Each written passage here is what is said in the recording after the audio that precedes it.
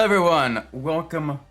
I'm Isaac Umbras, and today we are back in Hot Wheels World Race. Let's jump right into the league. We're racing some more road beast cars, high-powered muscle cars, and exotics. Got about half of the races remaining, a little bit less than half of the races remaining in this league. On one of the ice tracks, the first of the ice tracks of the league as well, Glacier Edge. The edge.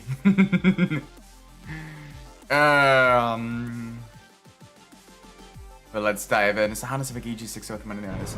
I mean, I guess you get the you know, you do get the tuner tax and everything. Pardon me for a second. I need to fix something. But I mean, it can be worth it. It's depends on what you're paying for it. Regional differences in prices. A lot of these answers are basically, it can basically boil down to, it really depends, condition, what specification of the car, like if it's the, you know, the SI build of the vehicle, what kind of modifications have been done to it, all that kind of stuff. Value is very, very subjective, overrated, underrated, all of that stuff. So, you know, it's it all depends on what you are personally willing to spend on something, what kind of value a vehicle has to you, and all of that. Like for me, a Geo Tracker is a collector's item because it was one of my childhood cars. But for other people, a Geo Tracker should be just, you know, left in the junkyard and left to rot, basically. So it really depends. It really depends. Welcome, Machiavelli. Hope you're well. Oh, not the greatest start to the race. That's gonna close off. Yep. All right. That's fine. We can go around the outside. We will catch him back up. Not too much of an issue there. Alright, let's make sure we actually do this correctly. Front flip. There we go, good stuff. We're back up there with the leading vehicles.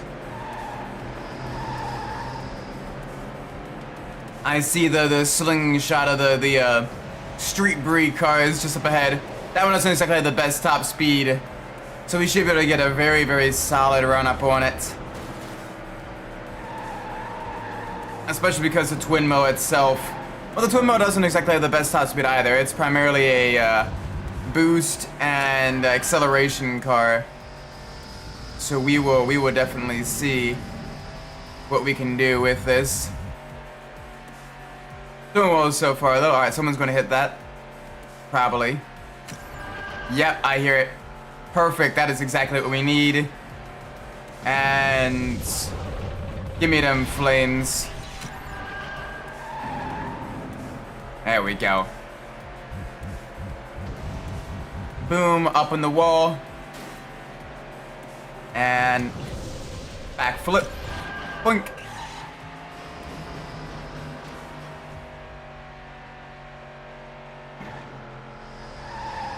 There we go, keeping it nice and tidy through the corners. A little bit difficult to do because the car does not want to turn. It's very, very front heavy, very understeery. So you gotta really slide around, use a lot of the handbrake in order to get a good line through the corners. And even then it can be just a little bit difficult. Alright. Oh boy, well, this is gonna be a tough one. Right up there in second place, not too much longer to go. Yeah, they got the higher top speed. They got the higher top speed. GG.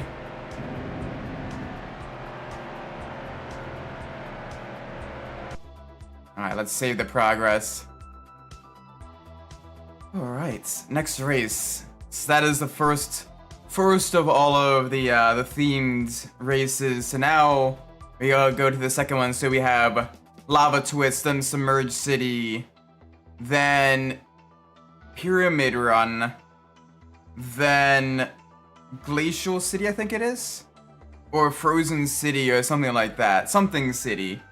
And then Dense Jungle, I believe it's called. Either way, it's lava, water, desert, ice, and then grass or forest. Alright, we did a backflip. Remember that, Isaac, we did a backflip to start it with.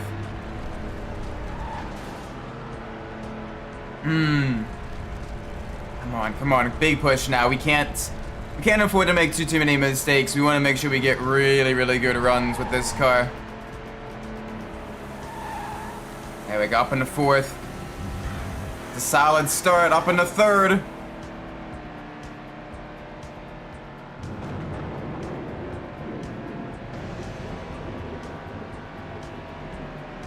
Alright, gonna cut left. Less traffic this way, more clear air.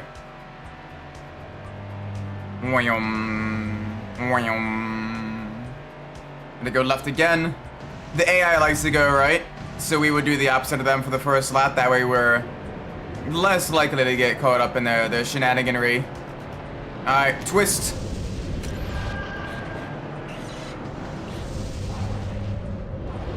There we go, good landing.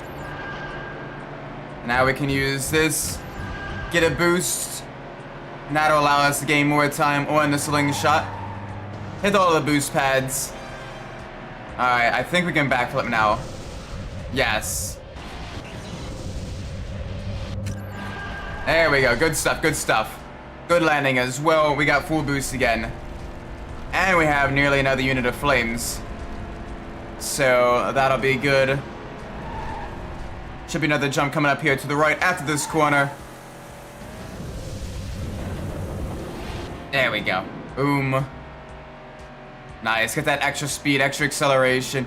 We do need that, as that'll really help us maintain the gap to second place.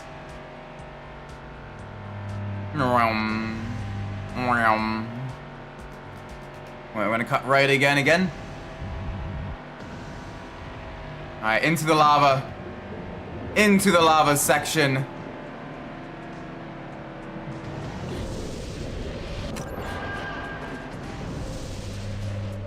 There we go. Good landing, good landing. Keep it steady. Alright, there shouldn't be too many more. Too much longer to go in this race. One more lap. Alright, let's front flip it.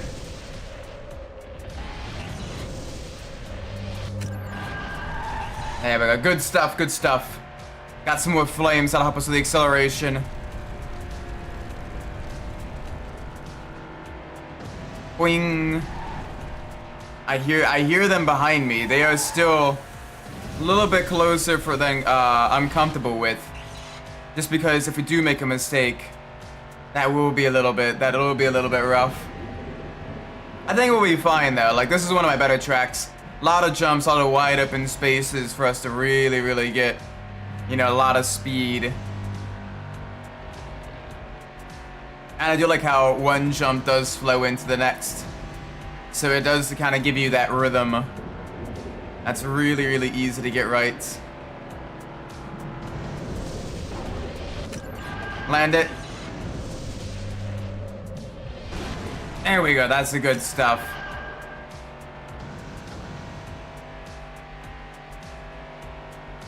Alright, only one more corner to go. And across the line. Yes. Oh, that is nice. By over a second. That usually doesn't happen all that much.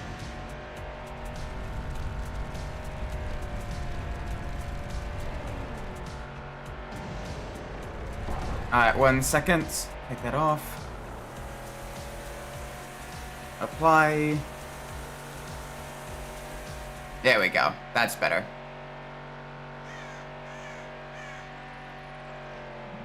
Alright. Let's get our initials in there. And let's go to the next race. Only 4 to go now with the twin mill, and then we get to drive some more of the Road Beast cars. Got 5 more to go, including the power pistons, Zodic, Grease Lightning, and 2 others that I can't remember. Vulture, and 1 other one. I can't remember. I think EJ Civics are nice as well. Honestly, most Civics, you know, because they got the massive amount of aftermarket support, it's difficult to go wrong with a Civic, regardless of what kind of build you want to do. You know, like there's a lot of options. Like heck, a Civic, a heavily modified Civic, just recently won the Gran Turismo award at the SEMA show. So you know, it's just goes to show that you can. You know, you can. They still got, even the older Civics still got a lot of tuning potential and all that stuff. I mean, it's a lightweight platform with quite a bit of modability, so there's always gonna be people that are gonna be modifying it then, because it's pretty easy to modify. I mean, compared to other vehicles, like there's a lot of support, there's a lot of, you know, technical know-how and everything. A lot of off-the-shelf components that allow you to, you know, actually do what you need to do instead of trying to fabric cobble something together. All that fun stuff. Ow. Can you not? Can you not, 40-something, Alright, up to the right. We'll just follow them through. They do have that very high top speed, so it's gonna be difficult to get by them.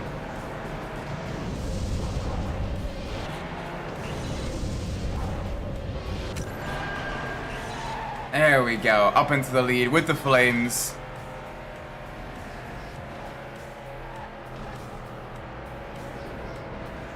There we go. Are they doing the Integra or the Civic? I personally... Ooh, that's a tough one actually. I personally prefer the Civic just because it's a bit more of a practical vehicle, at least for like something that would be my like daily life and everything. But can still be sporty, can still be fun, can still be, you know, nice and solid vehicle. But I mean, it's difficult to go wrong with either one. But the Integra's got some of that great suspension. Okay. That's annoying. Got it. It didn't want to flip. It didn't want to flip.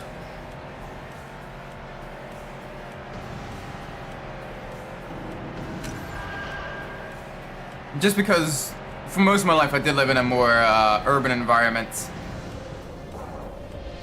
And therefore, you know, having a smaller, more compact vehicle makes sense as opposed to the comparatively longer Integra. So, plus you do get for a lot of the Civics, you do get the hatchbacks as well, which is another bonus. So you get a lot more of the space in a smaller package, which is nice. Not to say that the notchback Civics are bad, but like the hatchback Civics are where it's at for me.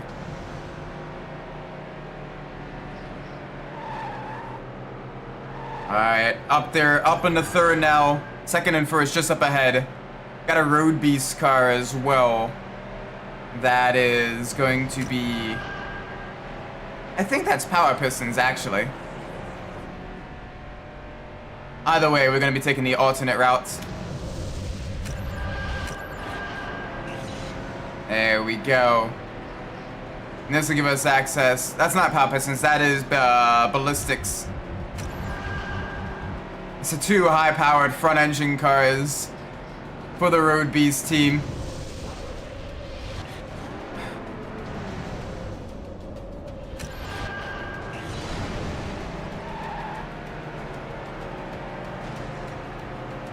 Alright, I'm not sure why it thinks I'm pushing forward.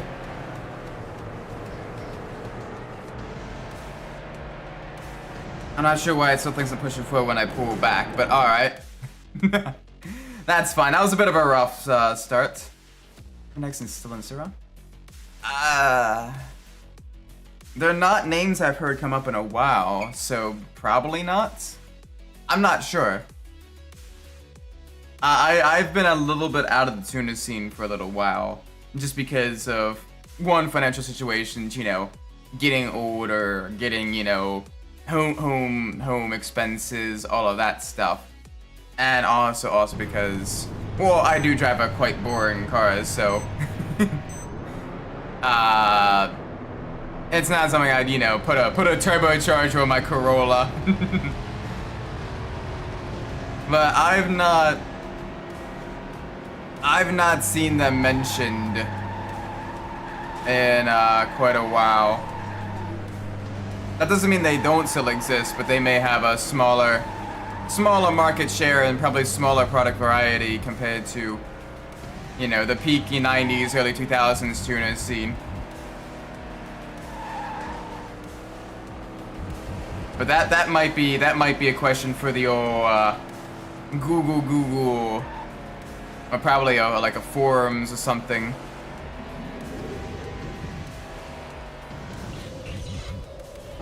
There we go. I recognize I was doing a flip that time. There we go. A little bit of air time. A little bit more air time over the top of the other car. Ow, alright, we're getting pushed wide. That's fine. We can make it work. We can make it work.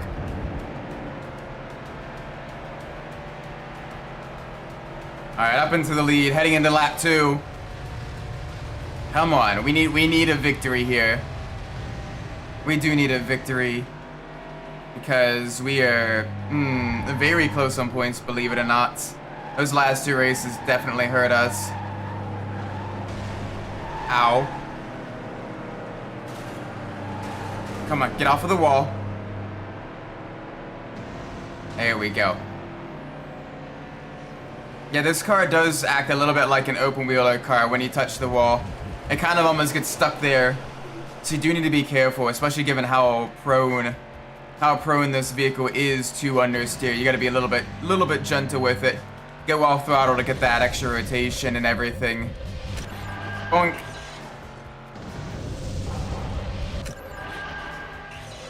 There we go. Good landing, good landing. Get them flames.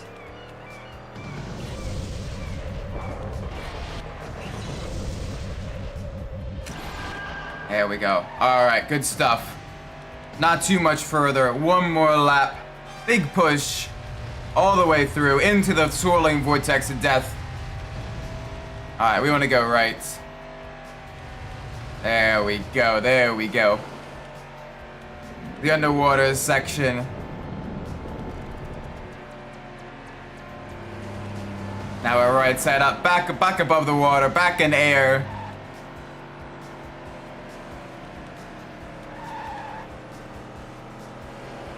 By the way, I saw a hospital's ravaged their ST on a mini market yesterday. Ooh, the ST, the super treasure hunt. Ah, nice.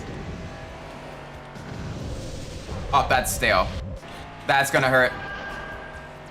That's gonna hurt a lot. Actually, it's not gonna hurt too much. We'll be fine. We'll be a-okay, because we go around this corner here. This one is not a... Alright, that one's not open then. We're fine, we're fine. We're good. They can't catch us in this short distance.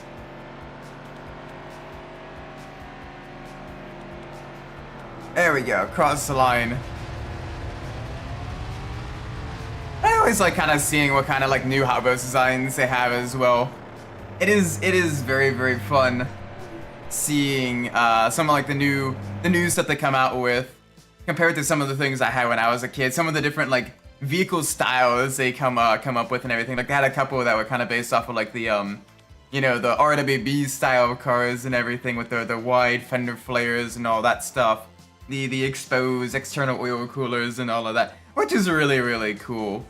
You know, they have a couple that are based off of like, you know, like it is cool seeing some of the other like cars that like weren't Hot Wheels cars when you were a kid get turned into Hot Wheels cars now as well. Like things from like the 90s and early 2000s that they didn't have back then.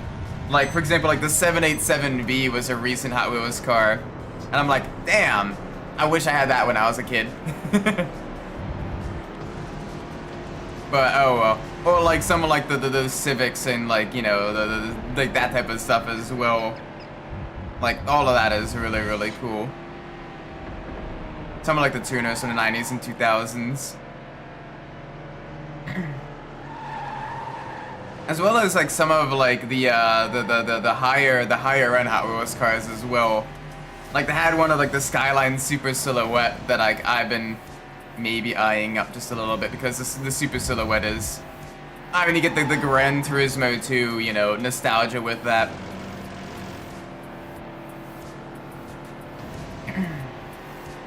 Alright, easy around the corners. Up in the second. Big push now. Alright. Through the crossover. Up into the lead.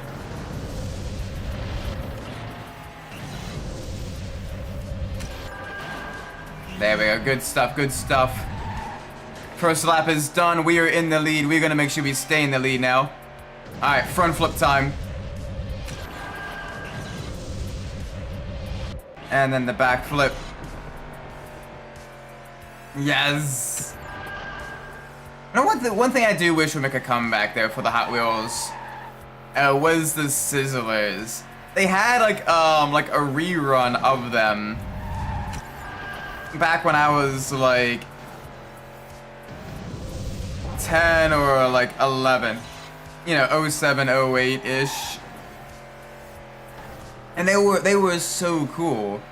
Because they instead of having like this thin oval track and all that stuff, they had a couple of other different tracks, like the fat multi-lane oval track, as well as had one with like a crossover.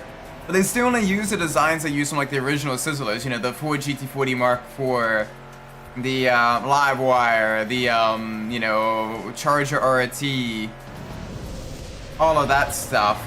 It'd be cool if they had other. It'd be cool if they had other, like, you know, Sizzler vehicles based on either some of the newer stuff or some of like other vehicles. You know, get some like 70s Japanese cars in there, like, you know, the Ken Mary Skyline or like the Mazda RX 500, like all that cool stuff. None, you're welcome. This Hot Wheels kind of felt like a Sonic game. Yeah, I've heard another person say it's basically F-Zero with Hot Wheels cars, which is also a very accurate description as well. Oh. Alright, we didn't get a unit of flames there. I messed up the combo. Alright, down.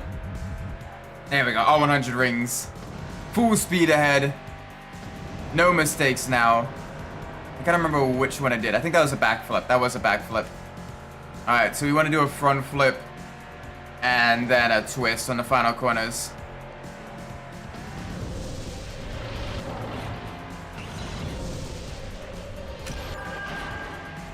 Yeah, you have like the Hellcat, the Jesco.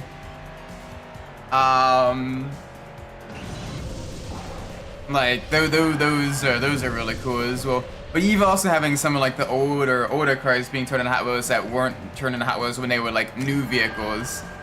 And oh my gosh, like I may have been eyeing up like, you know, the Skyline Silhouette at my grocery store the other day. Because that looked so cool.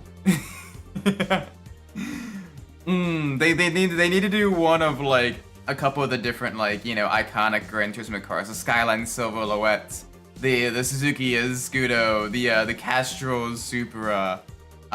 They did one of the Ford GT40, the Ford GT LM.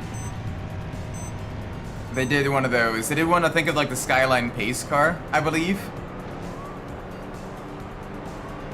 Doing a Hot Wheels of like one of the Red Bull X Series cars would be absolutely mind-boggling. Trying to create the mold for that, for the casting of like one of the Red Bull X20, you know, 2010, 2011, 2014, or 2019 cars has gotta be very, very difficult. Alright. That was bad.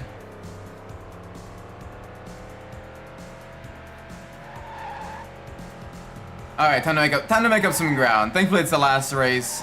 with this vehicle, and hopefully we'll be in a better vehicle, because this one, I'm not, as much as I do quite like Twin Mill IRL, like the Hot Wheels car of Twin Mill, oh my gosh, it is a little bit of a pain, with regards to, you know, the design in-game, because it's, the physics of this vehicle are pretty wonky, very understeery, and if it does touch a corner, you're,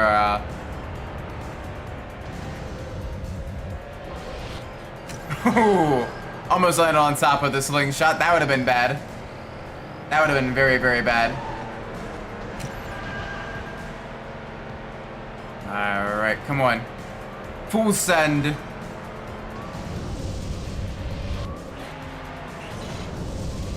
There we go. I'm glad we didn't do a twist. That would have resulted in us both being sent into the void. Oh, slowly make our way up through the field.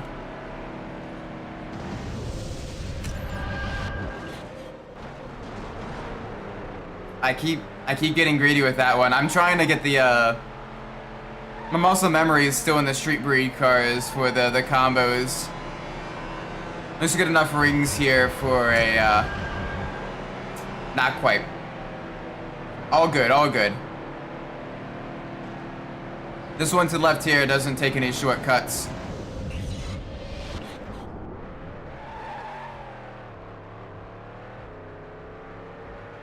Not that that matters, because we're having issues. Minor skill issue.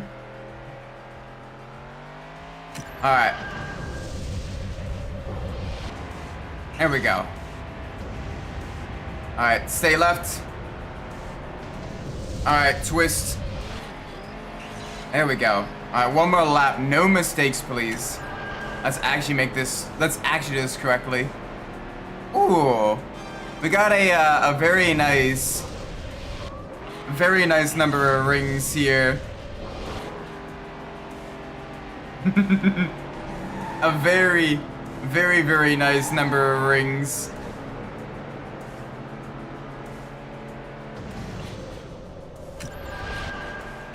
Alright, there we go. That gives us the boost.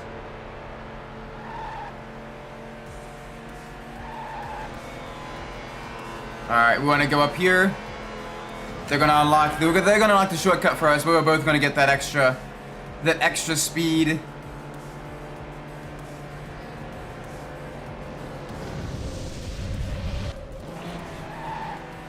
There we go. I don't care if it was stale, we at least made it work.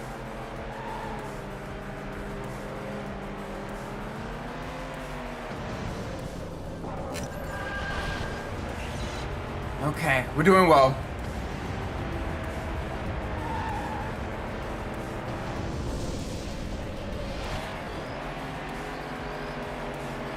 This will be good enough, I think. There we go, up into third, podium position. Good stuff after that massive amount of skill issues there. I will gladly take that. We got over the 200 limits, so we're good. We are good. Alrighty, next one, next car. That's a shame though. I absolutely love Twin Mill IRL. It's just, it is rough to drive in this game. Very rough to drive. Holy moly. Alright, next one, Elite. Vulture, lots of grip. Finally, I will take it. I love Vulture. Vulture is such a cool car.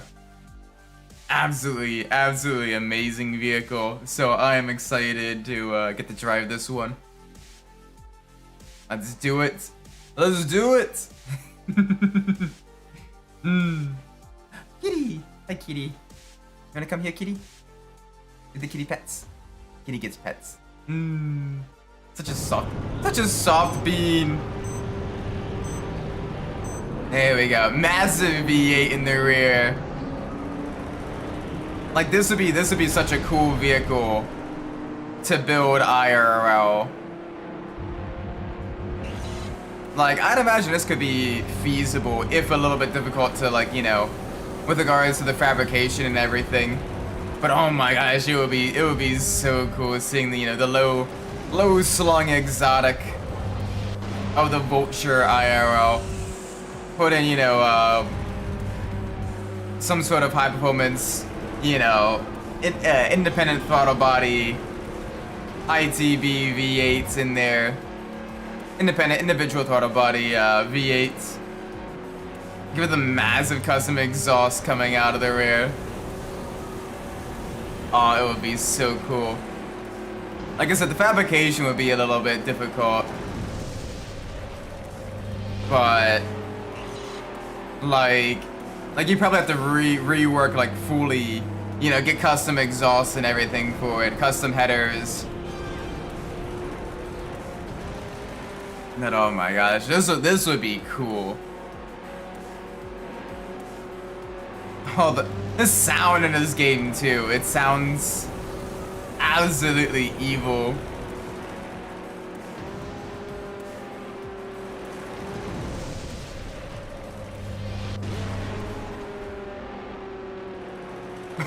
Oh, look at the massive flames it shoots out the rear as well.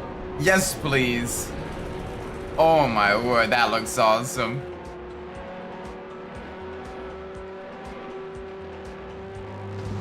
I'm just gonna be quiet for a second because that sound.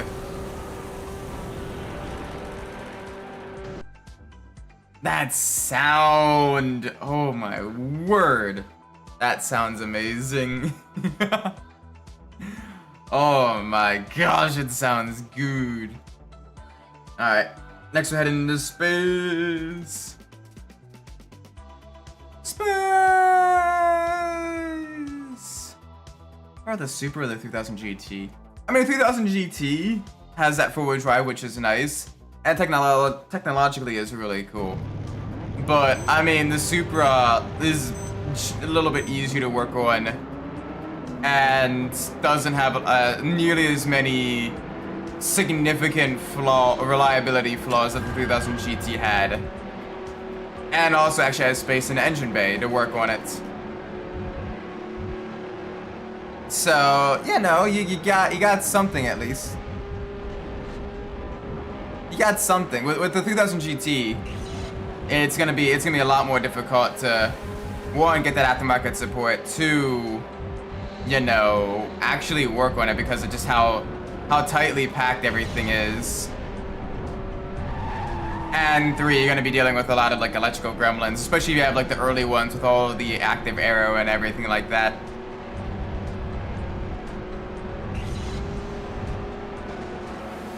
Alright, come on.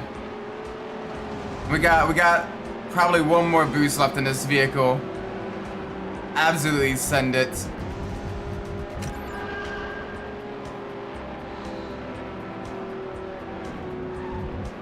There we go. There we go, there we go. Oh, very nice, the speed of this. Like, it actually grips. It actually grips. And it grips well, too. Like, you don't really have to power slide around a lot of the corners or anything like that. Only a couple of them. And even then, like, it is very, you don't need to like really yank the handbrake. It's just a light tap and it turns in. Midnight, welcome. Hope you're well. We're driving one of my favorite Hot Wheels cars right now, the Vulture. And it is, oh, it is so nice. It's a bit down on top speed, but it is grippy. The GT5 mass amount of stuff. Oh, nice. So that means you don't have to wait around for an open wheel car. Which means I am challenging you. I want you to try your hand at the Formula Gran Turismo race when it does come up. Because, yeah, that's a tricky one. That's a genuinely tricky one. Though it is cool with it being the first Formula Gran Turismo series to actually be able to use all grade 1 tracks, or all tracks that like F1 can or has raced through. playing through the game this way, actually. Oh, okay. So the end goal is the Formula Gran Turismo Championship. Nice.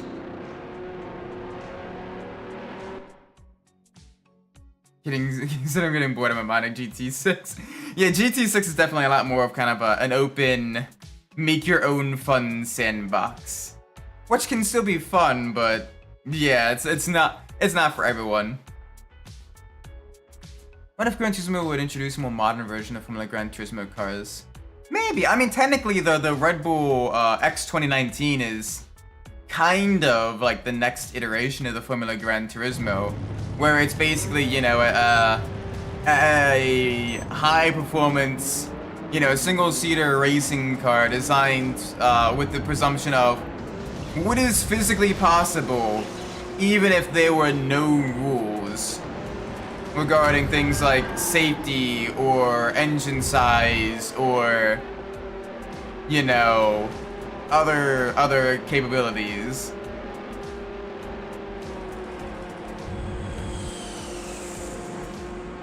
I mean, that was kind of Adrian Newey's wet dream as well, yes.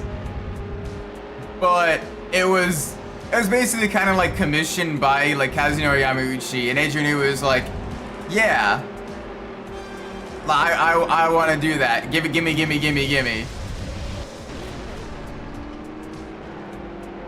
Yeah, the 80s and 90s, the F1500 T and F3500. Yeah, those would be fun ones. Seeing the high nose custom 2010 car would be so cool, actually. Like, holy moly. Like, that would be pretty awesome. Unless you're talking about like the later like hybrid stuff.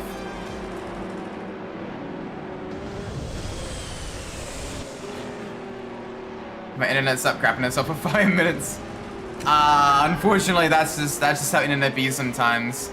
Like, I'm glad it didn't stream Monday, because Monday my internet was just absolutely dying, and it was dreadful. Really? Okay. That was dreadful. Stream is 17 seconds behind. That might also be YouTube latency as well.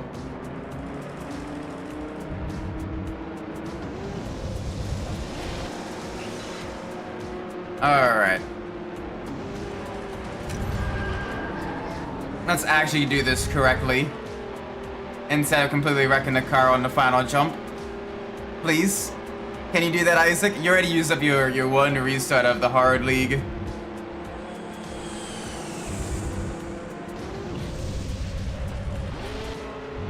There we go. Alright, we're good. Adachi, welcome.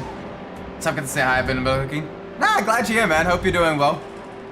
Hope you've been enjoying the chaos, the silliness. There we go, good landing. Finally back into the swing of it. Back into the thick of it. You already know.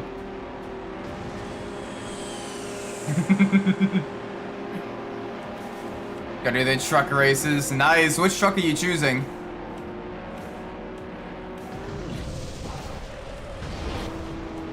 What is your truck of choice? Me personally, I like using the Ford F-150 Lightning if I can get it, but the Tacoma is also a good choice as well. Ah, you're also using the Ford F-150 based. Nice. Yeah, that one is usually one of the better ones to pick.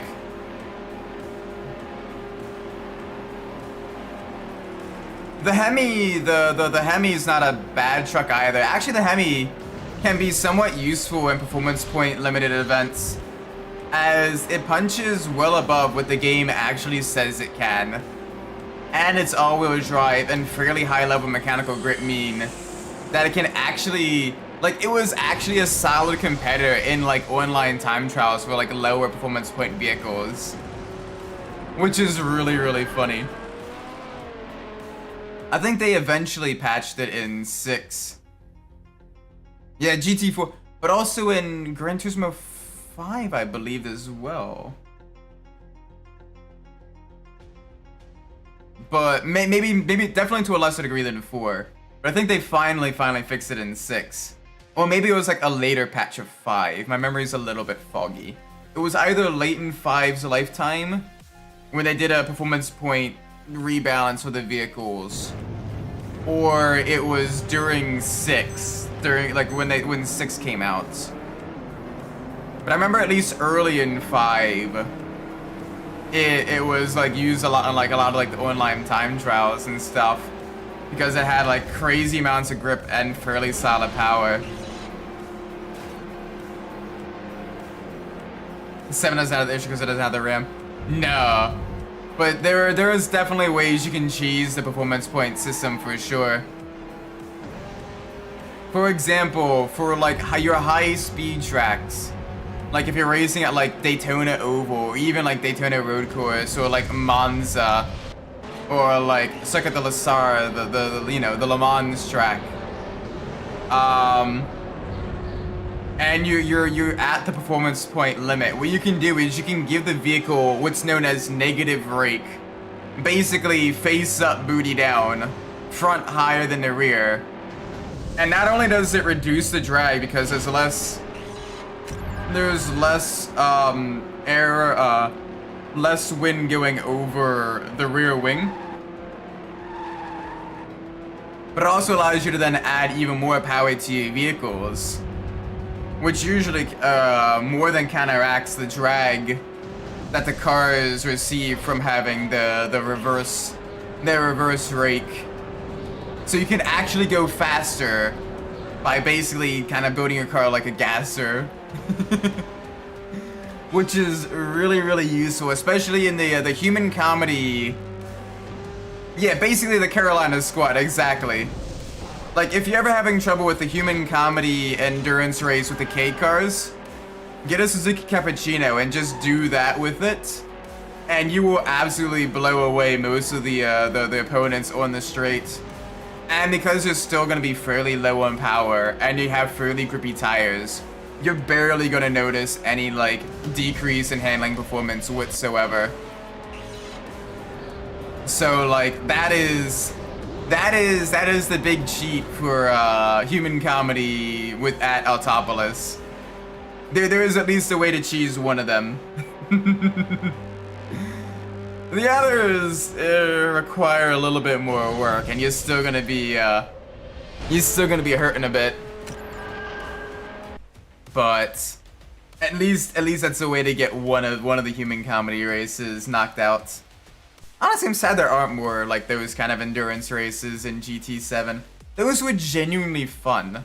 Well, some of them were. The Lago Maggiore and the Miata one was a pain in the ass as well. The Miata one was definitely a pain in the ass too. Don't go softs, go hards and like wets, because it's almost guaranteed to rain. So you wanna get the performance from like power instead, because when you switch to wets, you lose that extra grip as well. Yeah, you use a little bit more fuel, but that's nothing you can't counteract by short shifting.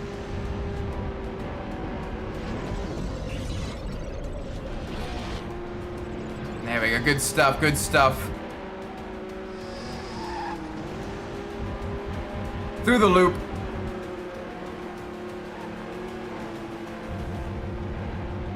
Alright, up in the 4th. 3rd is just up ahead. 2 mid-engine exotic cars. Ow. Really, bro?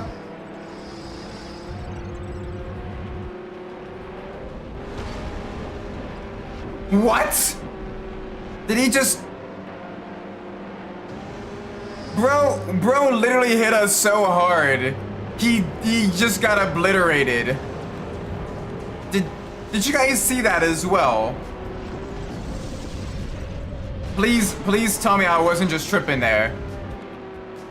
What even was that? This game, man. Sometimes you get like these strangest and trippiest bugs. And like, I kind of love it because like the jank is entertaining. But on the other hand, like, where did they even go?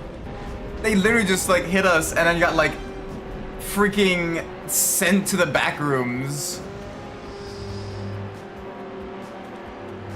Oh, I love some of the little bits of jank in the PS2 era games. Usually it's not completely game breaking and it's more charming than anything else. But even when it is game breaking, they make sure it's game breaking in the funniest way possible.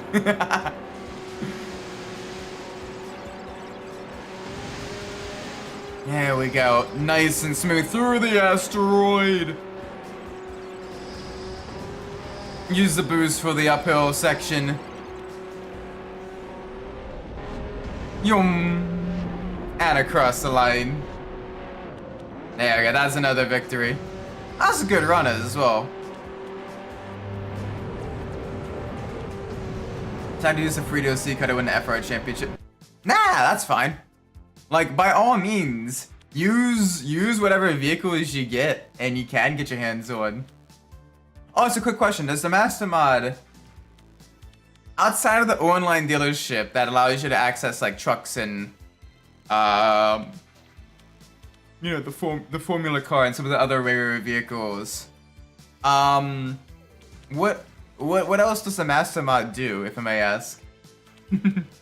What else does it do?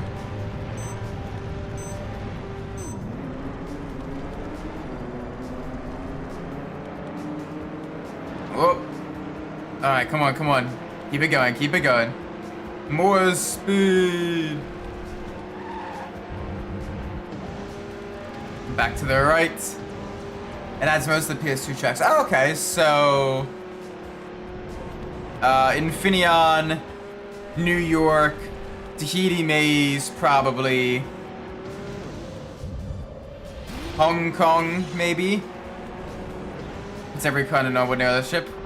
Nice. So that's one thing I did like about GT6 as well.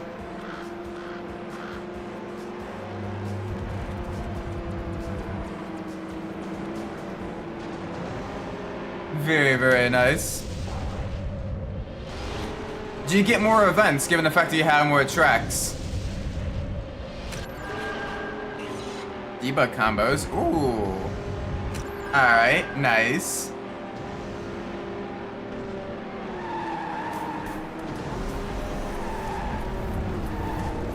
Alright, we missed that one there. Like, give me a self 300 million credits. Ah, the cheatsy way. Ah, no new events. So that is sad. That is disappointing. If I could ever get like a massive mod of Gran Turismo, there's so many events that I would like to see added, or even like more races for those events and everything. Like that would be so cool. But it's a shame that that is not the case. It is a shame that that is not the case.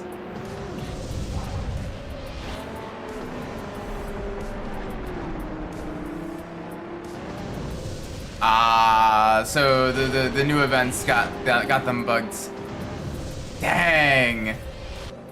One day.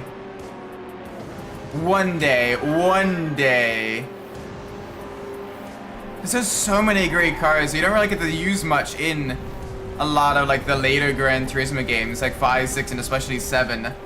Because there's just not enough events for them. And like, you want to try them, but it feels like almost like you're doing like an obligation as opposed to actually like organically using them in a career mode, you know? Like the Unimog that I got added in a recent Gran Turismo update.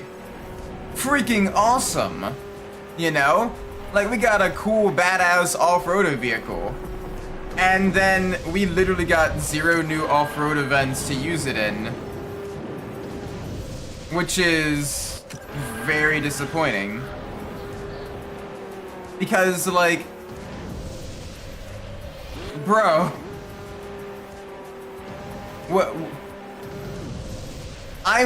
I want to drive the car. I want to like the vehicle. You know, I want it to be useful. Allow it to be useful. Like we have 4 off-road tracks. Just give it 4, you know, 1 make events even. Unused cars added back in. Nice.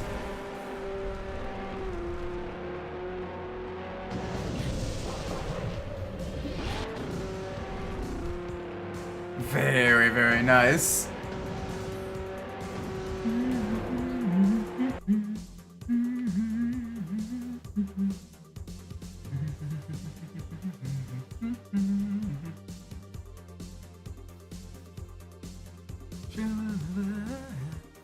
I mean, I'm sure there'll be like a time trial for like the Unimog once it gets like actually added and it's not just announced.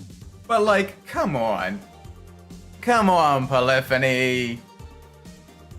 Like they should know better by now. Like they got it right with the Jimny Cup when they added the Jimny. They got it right with the, you know, the Sylvia sisters and the Lancer race and adding more of like the GTR races and all that stuff. Like come on. Give us more of that, please. The Lambo is also re-implemented. Ooh. Very nice. Very cool.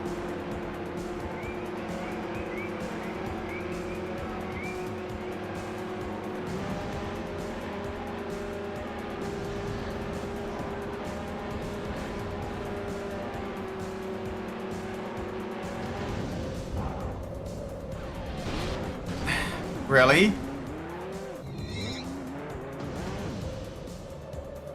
Thank you for recognizing I'm flipping. Ooh, we also got the online credit boost. Nice. That is a lifesaver because the economy of Gran Turismo, especially Gran Turismo 5 and 6, is pretty rough without the online events. So, that is very, very helpful. Got the improved course maker. Nice. So quite a lot of improvements then. Hopefully they're able to fix the new events as well. That would be so useful. You know Mickey Thompson's Stadium off-road events? I mean vaguely, but that's more of like a Western, Midwestern and West Coast thing. We don't really get that out in the East Coast as much. It's more regional West Coast stuffs. But I'm vaguely familiar with them. Why do you ask?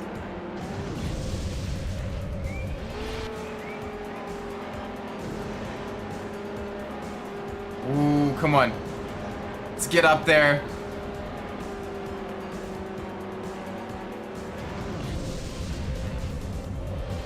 There we go. Good stuff, good stuff, good stuff. Keep the speed going. Nice.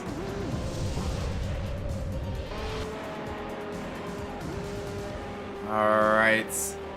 This thing is doing us well. Back up into the lead. After that mishap at the start. Get much better now. Oh my gosh, this thing sounds so good too. Like they did a really good job with the engine sound on this one. Like some of the cars sound eh. This one with the kind of the overrun and all of that, it's like it just hits. It just hits right. Come on, more speed.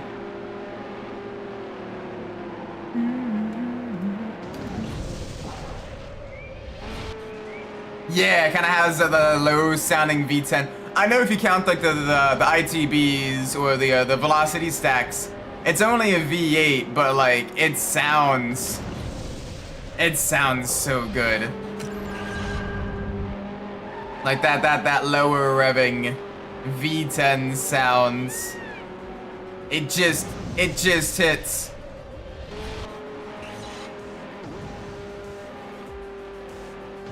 Oh my gosh. Yes.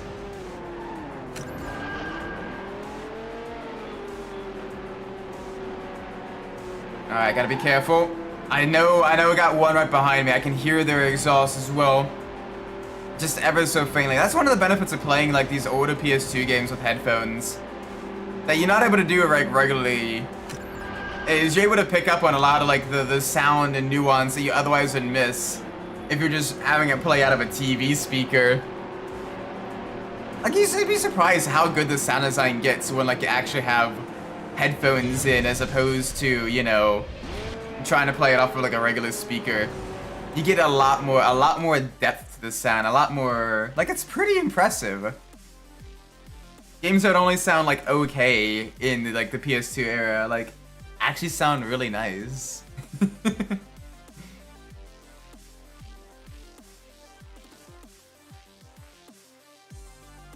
I'm an eepy boy. Don't worry though. We stay pushing. We stay hungry. We devour. Alright, deep zone. Full send. Get the suck from the truck.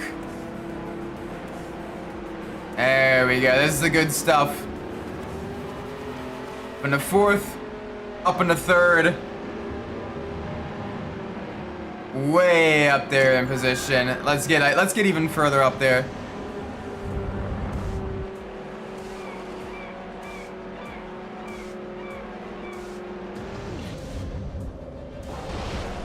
Bonk.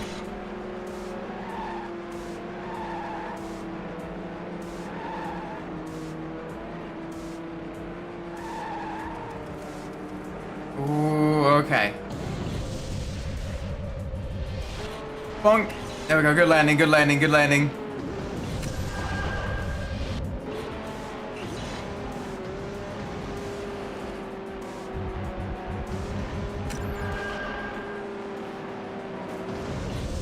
Oh, that's stale. Okay. That's a bit unfortunate. Alright, let's make sure we don't stale again. Truck race gives you the Hatsu midget. Yep. the little Daihatsu midget. Oh, it's a cute car though. It's just unfortunate not useful in 5. Though I wish there was a couple events for it, because there's a lot of short tracks that the midget would genuinely be really, really good for. Heck, it's probably small enough that you could race on some of the kart tracks too. But like Tsukuba, you could race it on no problem. Autumn Ring Mini, no problem there. The Cape Ring Inner Loop, easy peasy, lemon easy. London, probably Madrid short as well. Like that's enough for like a little championship that'll give you the midget 1. If you're getting, you know, like the removed cars added back in. Like that would be a genuinely cool like series of races. That unfortunately just never was put into the game. Bit of a shame, really.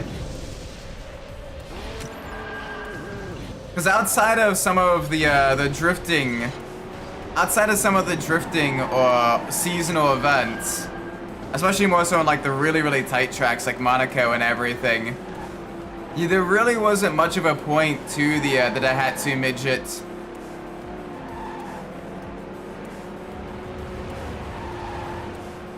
At least in the regular game.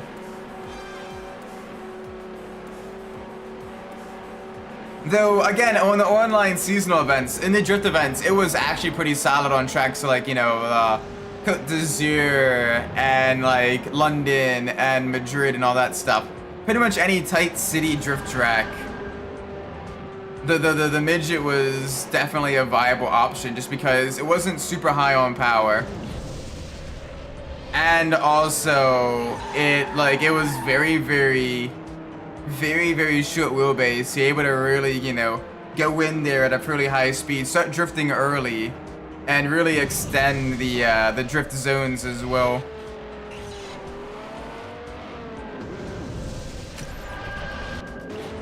Which allowed you to get all that extra points. Ironically, another one that was surprisingly very useful was the Lupo Cup car. Despite it being front-wheel drive, you could tune that to actually be pretty solid in a lot of like the urban drift events. Because you basically stiffen the rear suspension like crazy, max out the camber front and the rear, and then just like e-brake slide it with like a fully locked front differential. And like it was actually, you know, fairly useful strategy with that one. Yeah, like GT5 needs something a lot more than 6. Yeah.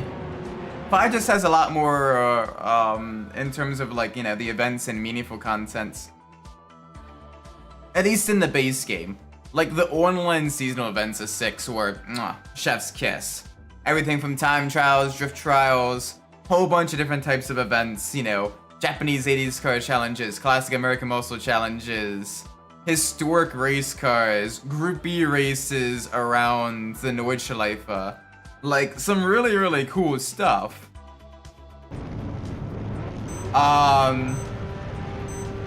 One make races even, with some of like the smaller race cars. Like, it was some good eatings with the seasonal events.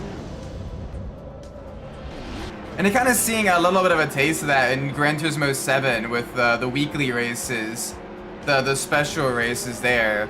And that a lot of them are actually pretty cool. Like the Viper 1 make race was pretty awesome.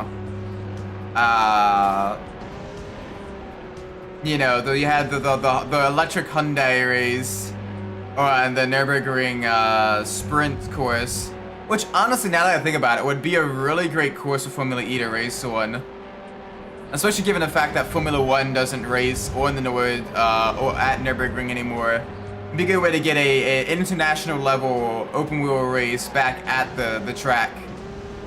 Even if you do have to use the shorter version. Like, that would genuinely provide some great racing instead of, you know, having to absolutely butcher Jeddah with all the random ass chicanes and everything. That would be a solid Formula E track. And hey, you don't have to use some random airport instead.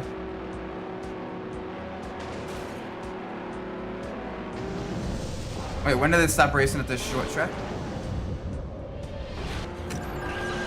Well, technically they did race there in either 2020 or 2021 during the pandemic. But prior to that, the last race there was like 2016, I think. It was basically, it originally was alternating with Hockenheim.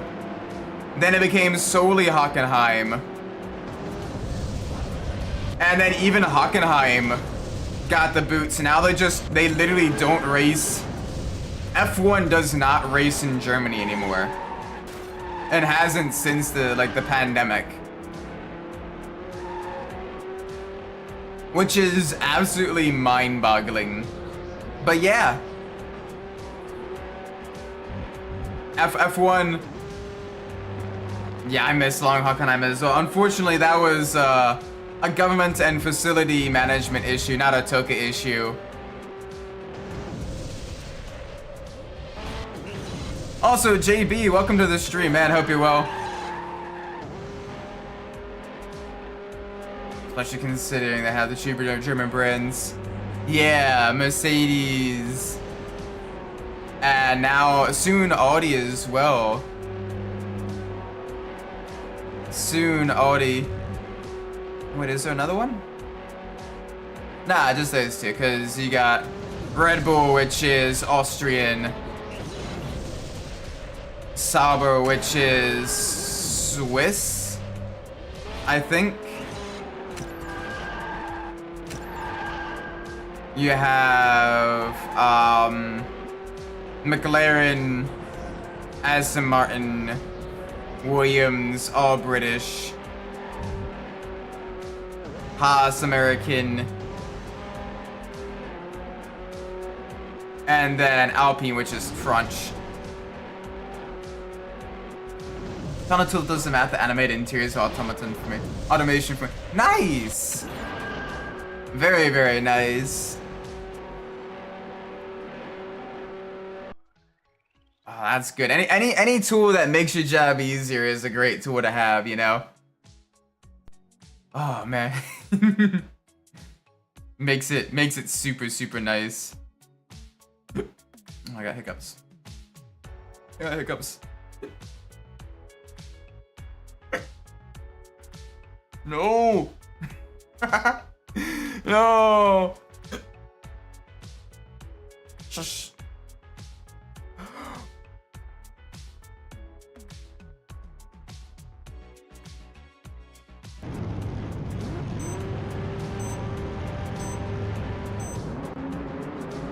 Okay, I think it's gone now.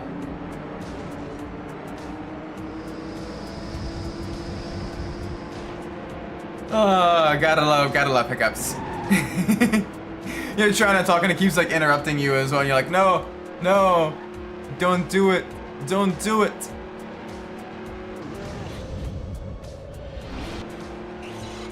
Nah, it's gonna be able to animate everything on a car. Gear shift the dash lights. Oh, that's gonna be awesome. Check it so you can have more detailed interiors and have it like actually like fully work and everything. That's the good stuff. That is the good stuff.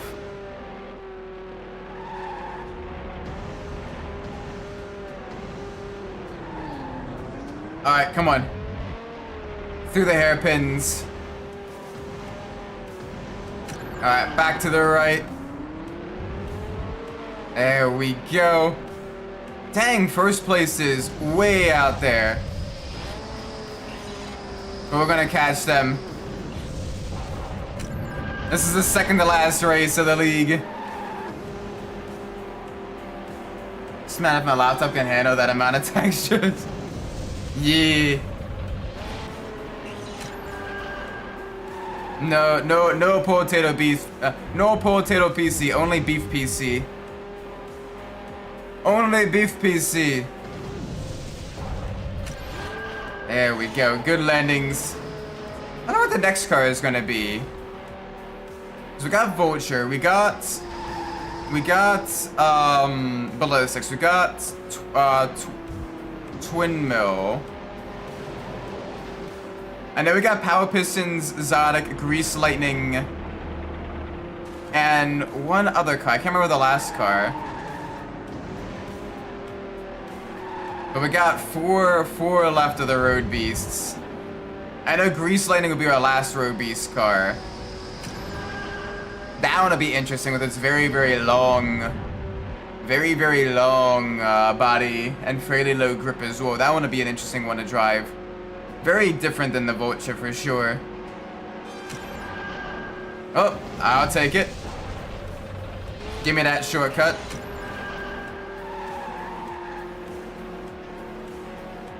Or someone with a backwood GT6's cars and tracks into 5.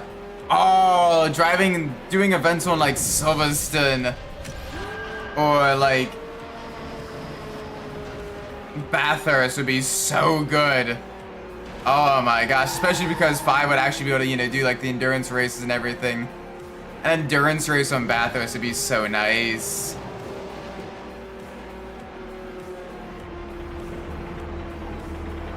Bathurst is a fun track as well. I quite like Bathurst. It is a very challenging and very terrifying track. But oh my gosh, getting a lap just right is so rewarding. You know, especially the downhill section. Basically almost like you're skiing down the slopes and everything. Left, right, back and forth. Balancing the throttle and the brakes and the steering over the crest, then to the dips and everything. Using the weight transfer to get the vehicle basically right on the limit of grip and no further. It is. Like, I know a lot of people like to, you know, glaze the Nordschleife track, but, like, Bathurst is a genuinely fun track to race on. Oh, it's a tough track, though, too. Oh, the wet. Like, if it stays dry, it's not terrible. In the wet, it's scary. It is very scary in the wet. Oh, thankfully I've only done one wet race there in my entire sim racing career, and it was in touring cars, so a little bit slower. Like, you know, the M2 touring cars, so not too bad.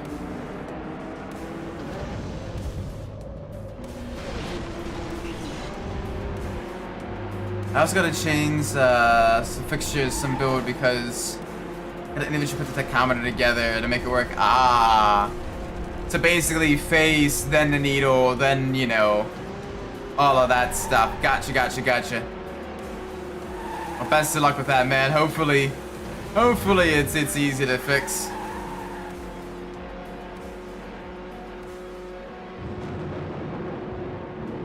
May try to finish up GT6 and put on my tier list. I know you said you didn't quite like it compared to other ones, but where exactly would you put it on your tier list currently?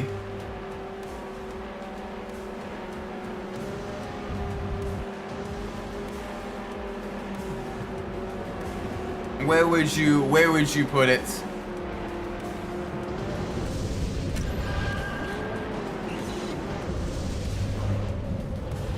Punk. And then get it tested and beamed to see how it handles. Yeah. Definitely below 2 and 5. Fair enough. Did I front flip? I did not front flip. That is good. There we go. Good yard, good stuff. The car is on fire. The car is no longer on fire, but that is alright. I also like it has the F1 style groove tires as well. That were like popular during this time period. Maybe even below 7. Jeez, okay.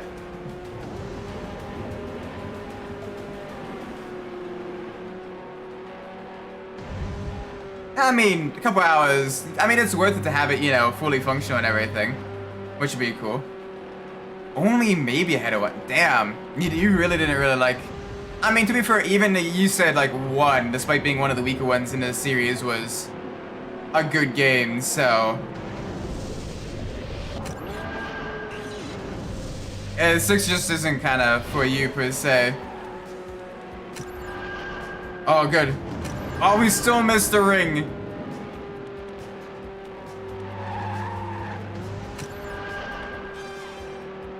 All right. Backflip. There we go. Good stuff.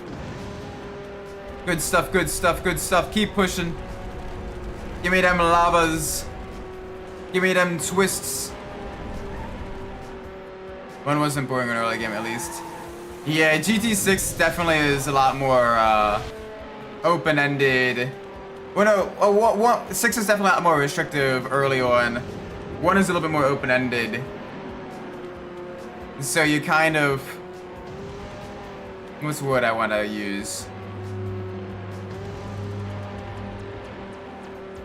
You're kind of along the same path each playthrough of 6 for at least a good chunk of the game. Like, I'm just about to go international, be in 60 for like a game that hasn't even started yet. Yep. The races are super short. You're kind of getting handheld for a lot of it. Yeah. Unfortunately, it's like that up until for most of the game. I think I better PC figure out how to modify the cars. Ooh, give them the full functional like body panels and everything. Very nice. Best of luck with that, man.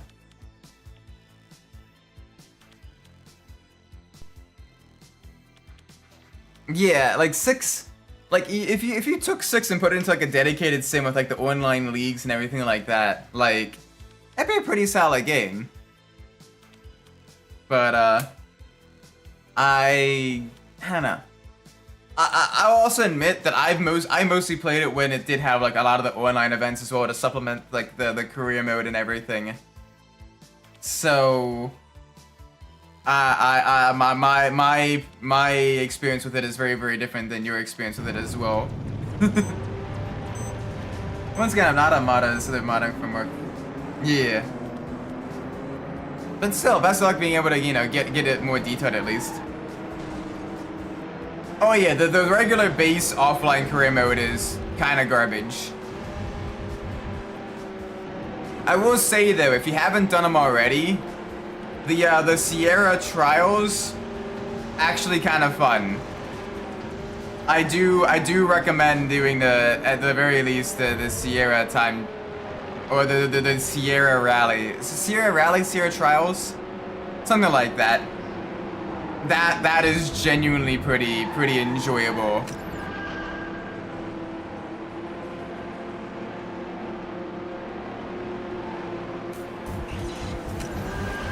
160 has been my favorite interior. I mean, sometimes simplicity, you know, really brings you a long way. So you don't want things to be too busy, you know. You want that classy, subtle feel.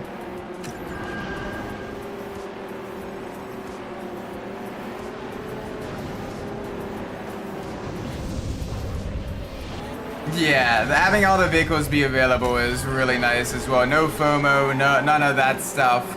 No, you know, randomization of trying to, you know, get the vehicle you actually need. I am a little bit sad that the license tests are really easy to go though. Like most of them, even during my first playthrough, with the exception of the final S license test, which if you haven't done it yet, I'm not gonna spoil it, but I do recommend doing it because it genuinely is a doozy. Especially because it's in a vehicle that does not handle that great. But like most of the license tests were like, even my first time playing through, I was able to get on my first try. And it's like get gold by a considerable margin on my first try as well, which is a little bit sad. Oh, you already know what S5 is, yeah. the Veyron at Ascari circuit. Damn shame Ascari never came back, or isn't even used much in a lot of other like racing sims. It's a genuinely cool track. But, yeah. Yeah, the S license says Gran Turismo 4 and Gran Turismo 3 have some of the more difficult ones.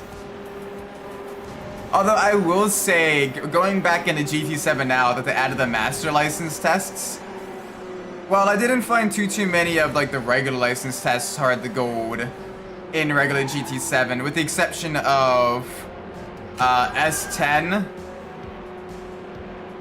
S10 was genuinely quite difficult, just because it was difficult in the final sector to see where the wet sections were.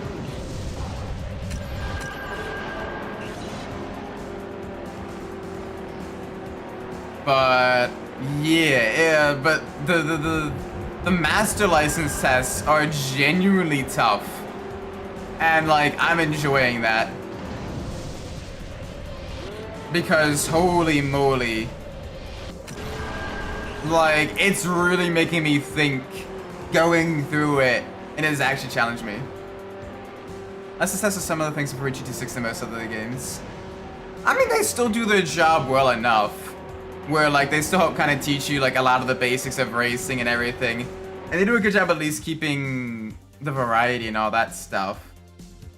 But man, it's just, I don't know, the license tests have always been like a really enjoyable challenge to see in a controlled environment how much I've improved in those games.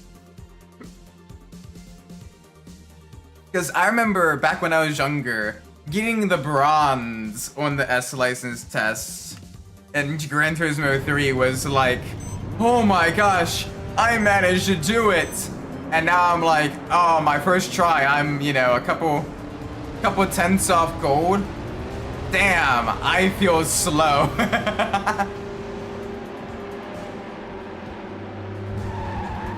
I'm gonna head out. Alright, take care. Say hi to Pookie.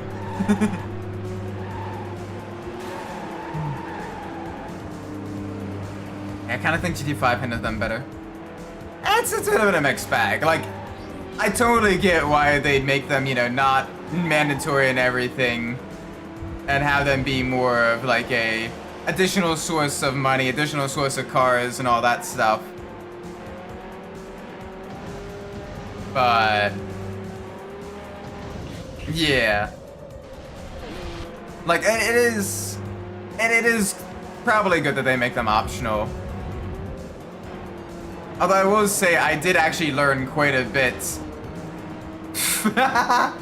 Get rotated, idiot. I did learn quite a bit of like racing theory from the license test as well, even at younger me, kind of being like, okay, how do I launch the car? Oh, launching at different RPMs will allow you to actually gain a lot of time and everything. That was like one of the early things I actually found out about, you know, the like in the B license tests. Oh wow, you can make a car, you can use the brakes to help the car rotate and turn as well. It's not just for stopping, it's for controlling the vehicle. Oh, okay, so this is kind of the difference between the FR and FF cars. Like, they did a good job of kind of like detailing that.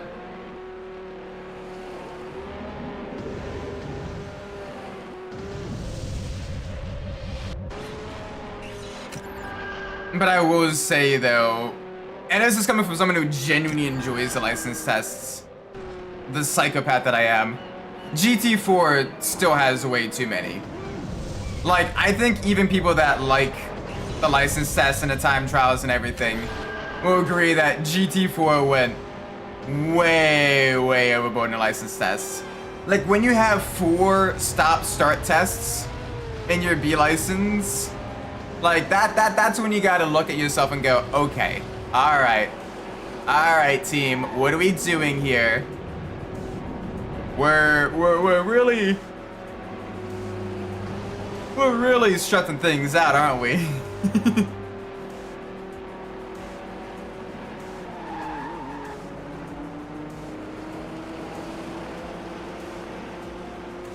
Although I will say the vehicle and track variety of the S license test in 4 is top tier. Like 100%. It's just so good.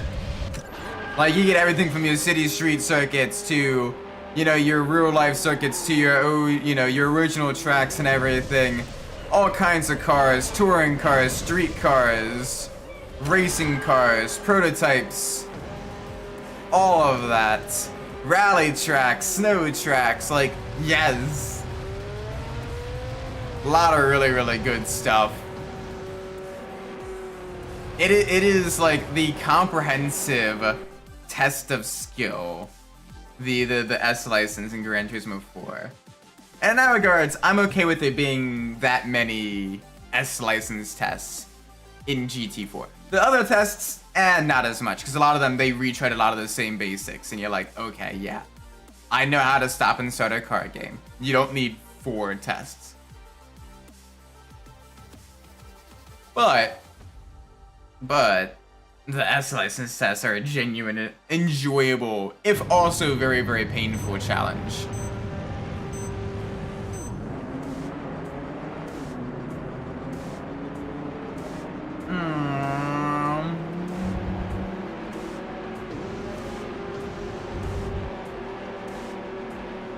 There we go.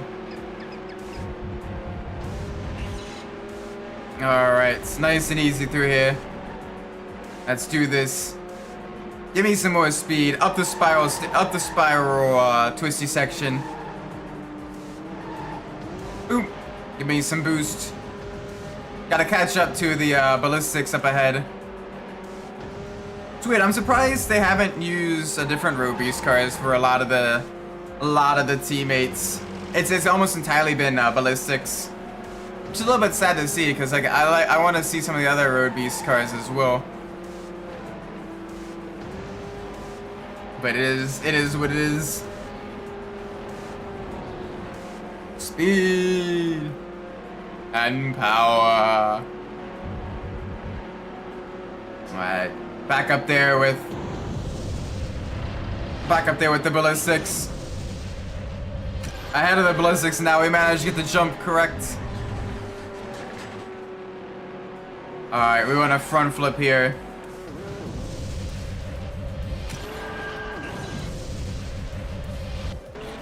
There we go, good stuff. Nice and calm, nice and clean through here. No issues. Alright, let's go to the right. Boop. We got that open. Oh, that's stale. Damn, okay. It's a little bit unfortunate. A little bit unfortunate, but that is alright. Alright, final 5. Right there.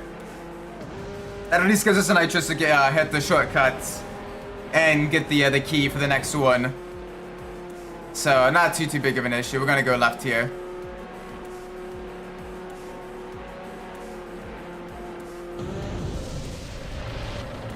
There we go. Left twist. Give me more flims. Alright, now let's front flip.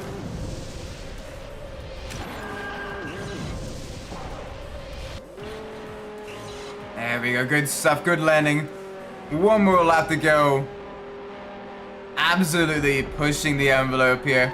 We may actually be able to get a new overall race record. Like we are very, very close.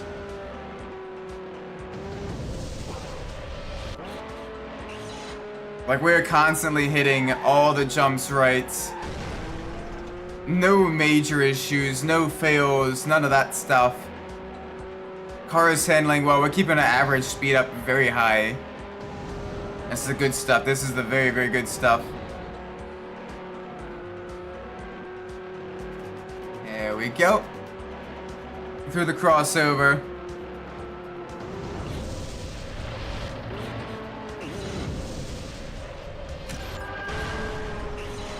Alright, after the turn with boost. There we go. That'll get us across the line. That may be a new race record. 3:36. That was pretty quick. That was pretty quick. Yes, new race record and a new lap record. Let's go. I felt like that was quick. That was good. That was good stuff.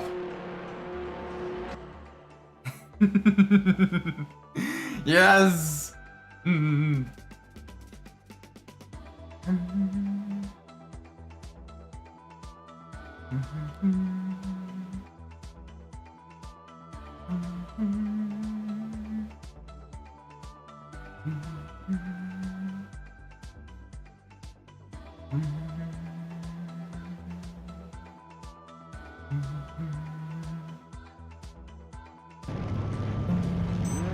Alright, final race of the league.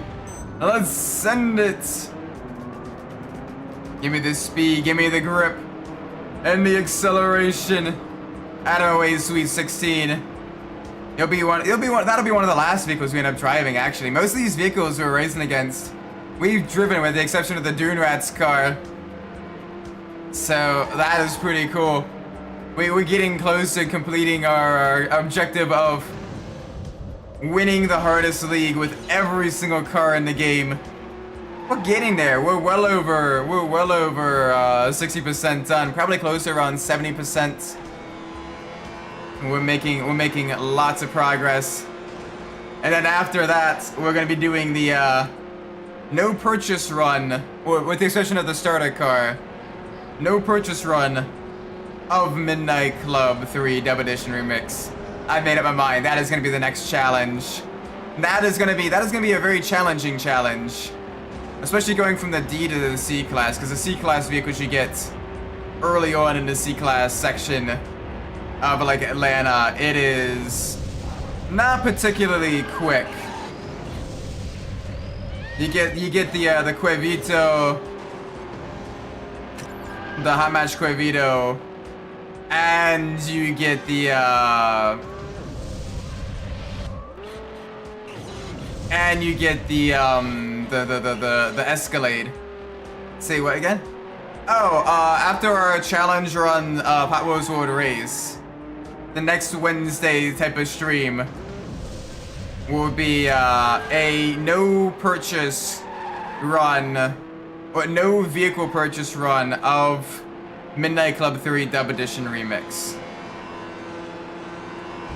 So basically, starter car and prize cars only, which is going to be very, very challenging. I am fully aware of how challenging that is going to be. You may see a little bit of Isaac Salt with that, especially in the early Atlanta stages.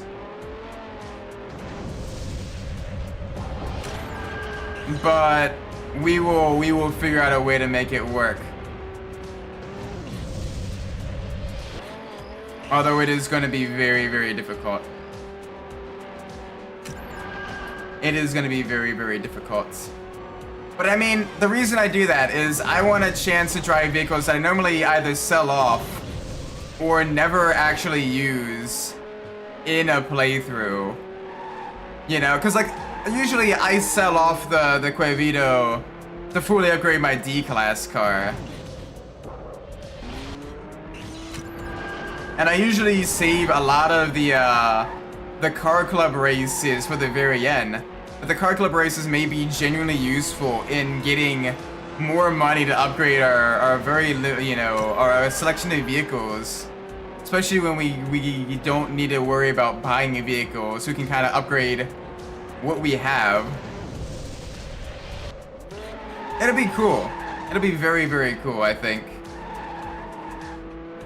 It'll also be very, very challenging. I'll basically need to balance the regular career mode with the Tokyo Challenge in order to get different vehicles. And it's gonna be interesting for sure. It is gonna be very, very interesting.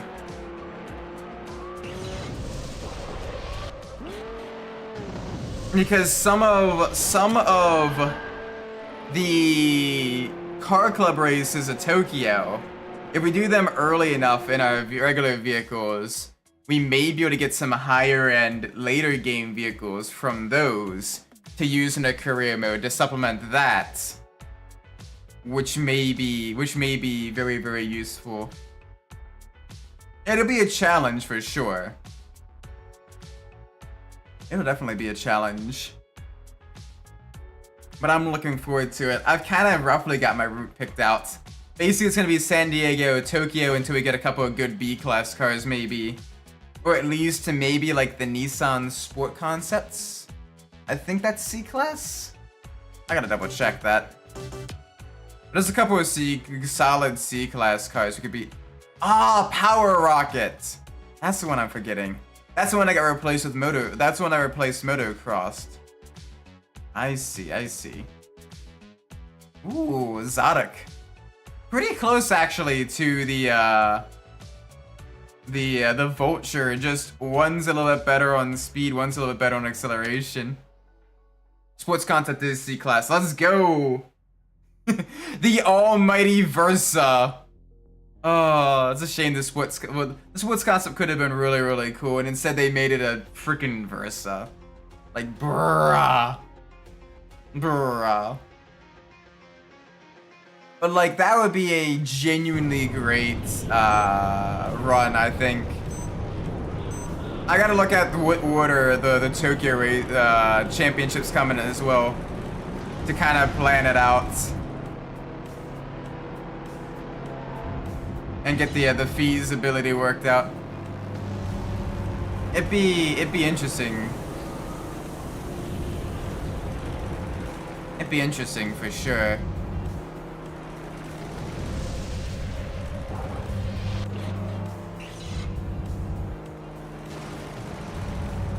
Yeah, this vehicle a lot more subdued in its engine notes.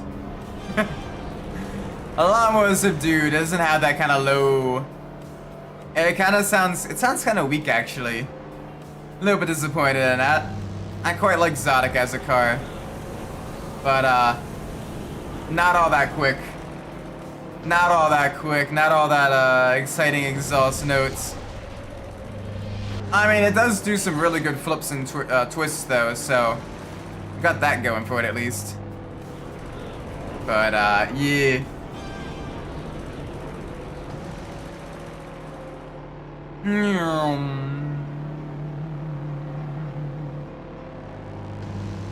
There we go. Gosh, this thing is struggling actually. We're gonna really require a lot of the flames and everything in order to get it up and going. 'Cause that is rough. But the splits concept will probably help us out in like the Atlanta, unless I can get a faster vehicle before that. I believe the splits concept is from the tuner. From the tuner championship. And not the C-class championship. I'm pretty sure it's a tuner championship. I think.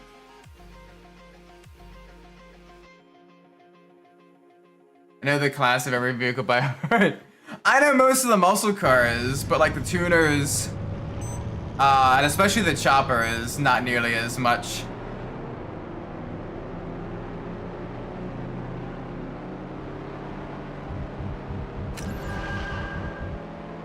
Oh, that one's from the C-class Asakusa tournament, and that's one of like one of the later tournaments, or if not like close to the last.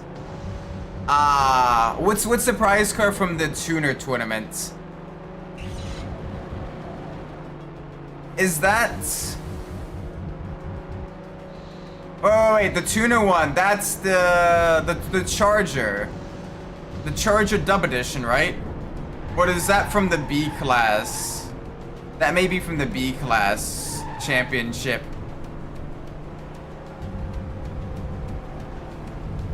My mind is blanking on what actually comes from the tuner championship.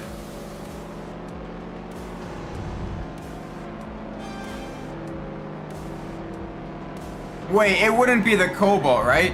No, Cobalt's D-class championship. Oh, the Cobalt is... Ah, that's useless then. Okay. Then we probably have to rely on the muscle or the luxury tournament then. Chargers from the B-class tournament. Yeah. Scheisse. That is very, very disappointing.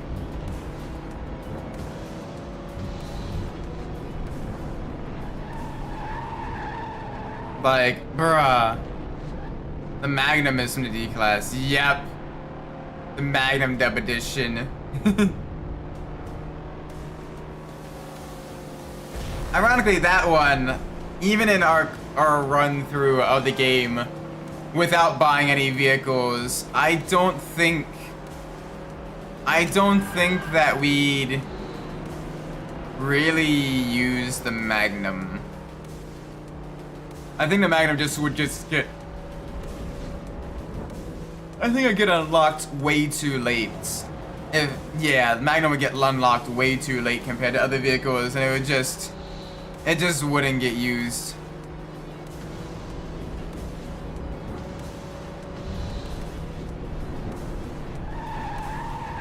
That one was gonna be kind of a vehicle that he would just kind of sell for getting upgrade money.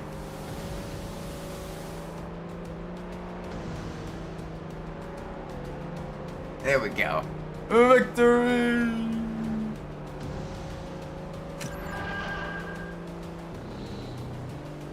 Ooh, Doonrat's made a big jump in position there. Very close between second and third, though. 3 points between them. Alright. Next race, let's go. Vapors City, the second of the air tracks.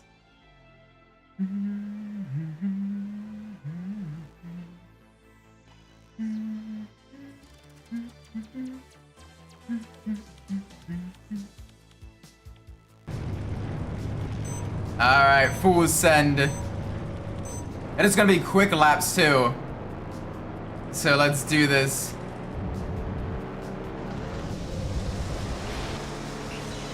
Nice. Choom.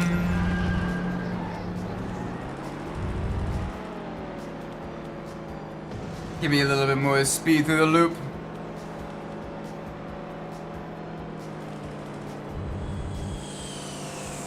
What's in the muscle class? Muscle class, I think, is like a Corvette, I thought, right? Like, I think it's, what, the 63 Corvettes?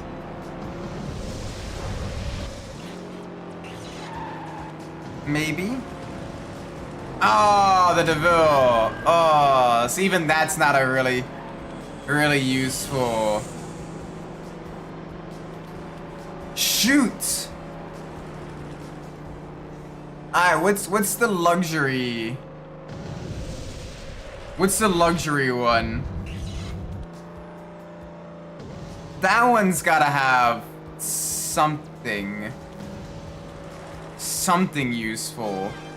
Because the DeVille is just not gonna have the pace.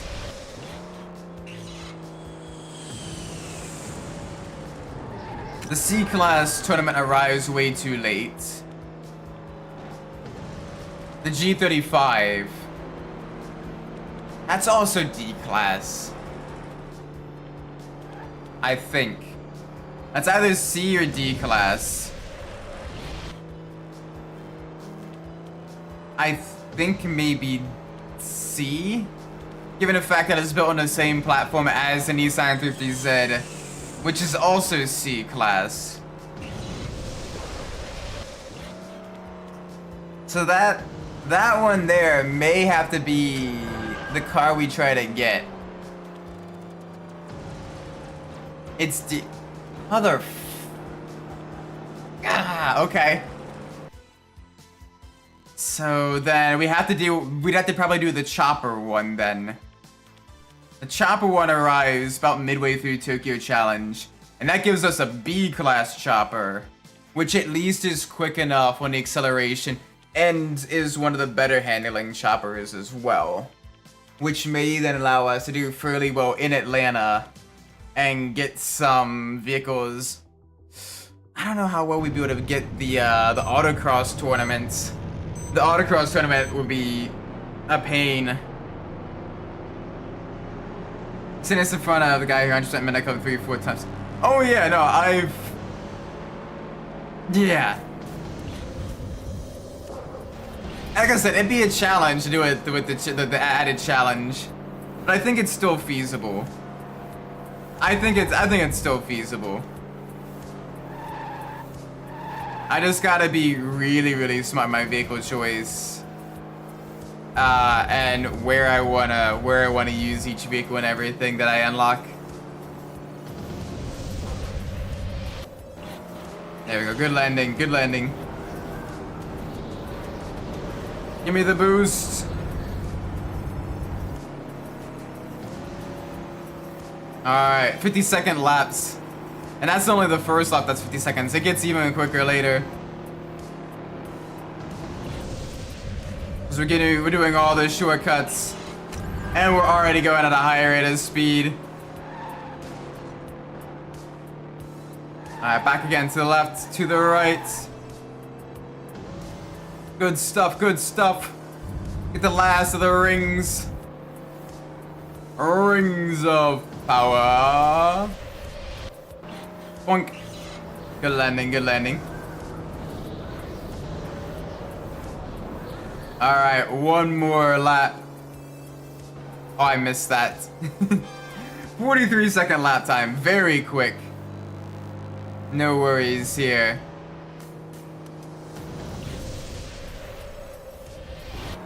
Good landing. Alright, one more jump. We get our flames the second time. Here we go, good stuff. Use the boost pad. Alright, time to front flip.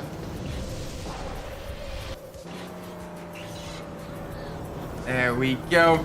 Boost. Boost. One more boost back coming up. Let's roll. Boom. 218. That's weird though. Like the Infiniti G35 and the Nissan Z have the same engine, same amount of power, are built on the same chassis. Yet in Midnight Club 3, the G35 is a D-class car. And the 350Z is a C-class car. Which is really strange. Like, you'd think that the G35 would be a C-class luxury vehicle, but it's not. But the Phaeton,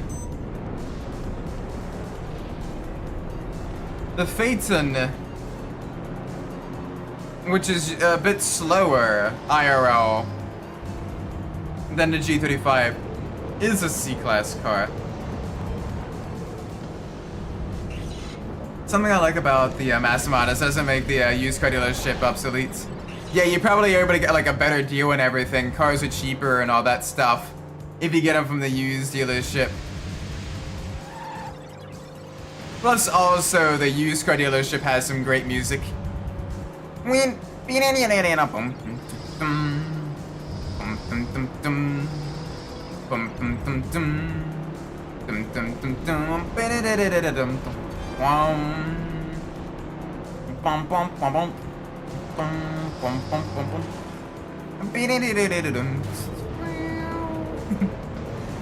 the Scala was B class, but it's C class.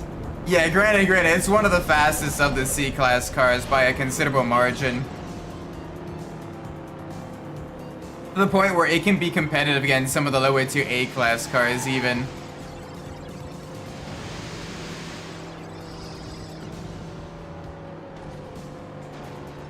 But yeah, no, it is C class. The B class cars are basically, the B class tuners basically kind of blend the line between tuners and exotics.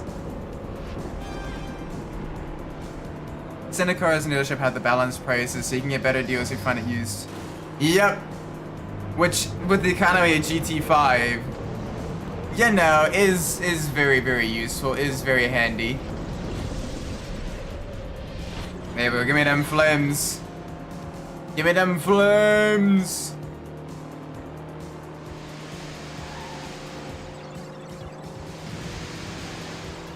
Crazy how short the early tracks are compared to the later ones.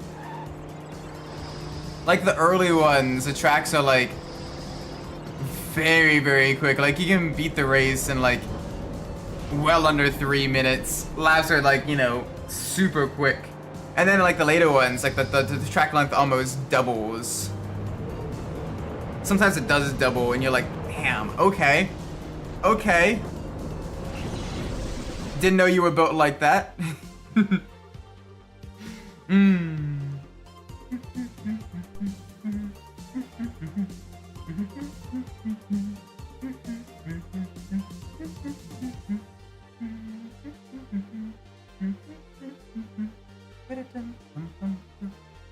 Alright, now the first of the themed tracks. Lava Twists. No, Mist Mountain, Mist Mountain. Mist Mountain. Let's go.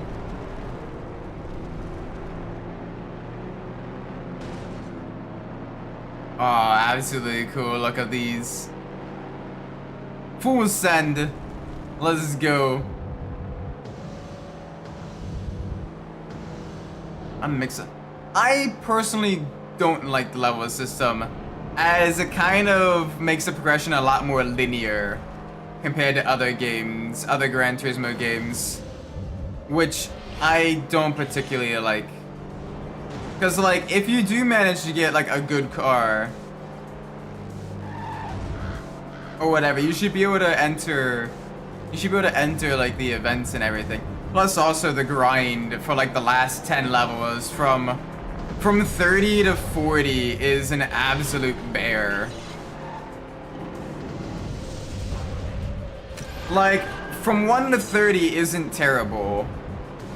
But grinding your level up from 30 to 40, oh my gosh.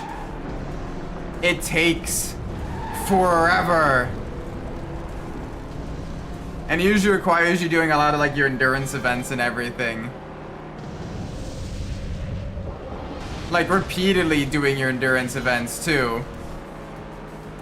The number of times I've had to do the 4 hours of the Nürburgring to grind out to level 40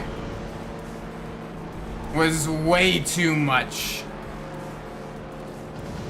I think it took me nearly an entire summer to get from level 30 to level 40, and I never got to level 40 in B-spec mode.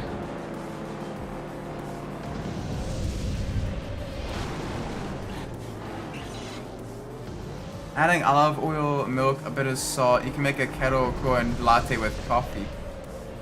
Hey, yo. Ooh. Mathematize you to choose your level. Yeah, but I mean, like, legitimately grinding up the level, though, is a pain. An absolute pain in the ass. Having separate levels for A and B spec as well was also a pain. Because it means you had to also grind to be able to, you know, get the completion in B spec. And I never did it. I couldn't quite stand B spec.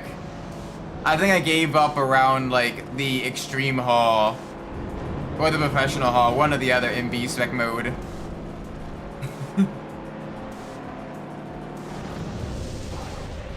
Just because B spec Bob doesn't know how to overtake.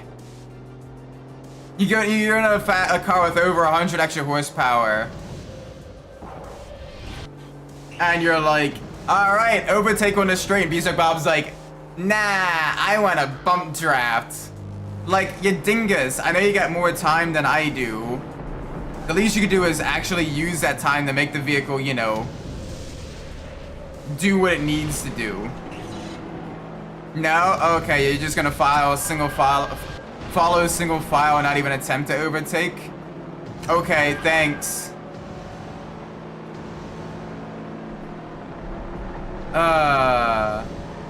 Beep boop AI sometimes, you know? Oh, he's gonna have us beat right at the line. Sag. Big Sag.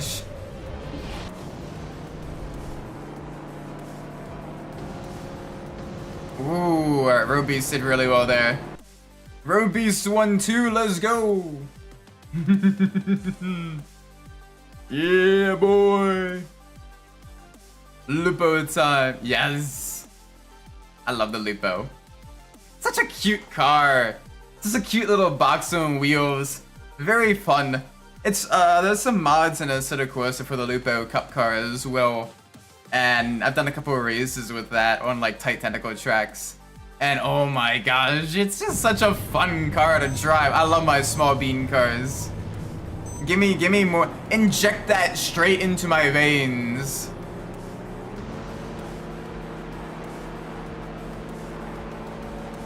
Just do it. Inject it straight into my veins. Yum. Oh, the one time they made a mid-engine Luto, yeah. I mean, the Europeans like making mid-engine tiny compact cars quite a bit out of normally front-engine front-wheel drive vehicles. The Renault 5, the Clio, the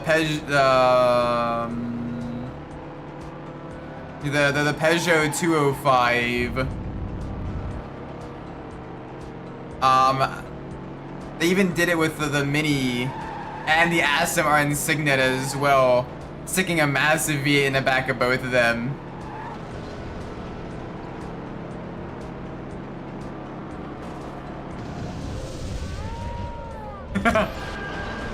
Listen to Weird Al's Albuquerque on an Orbs. Ironically, the Lupo is one of those vehicles that actually fits quite well on the Nordschleife. Like, it's still a challenging course, but like, Yeah, most of them were rally cars as well. Oh, that's super stale. Why do you keep doing the backflip, Isaac? Why do you keep doing the backflip? Do a different twist or a flip or something. There we go, that's better.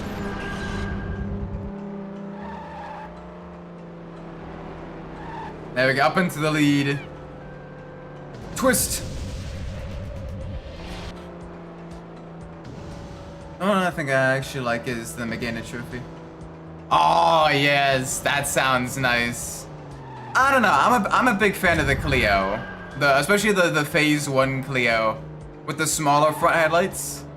That one does have a soft spot in my heart. It just that one is a gorgeous machine. Yeah, it's still a bit on the square side, but like I like it though. I like it. It's nice.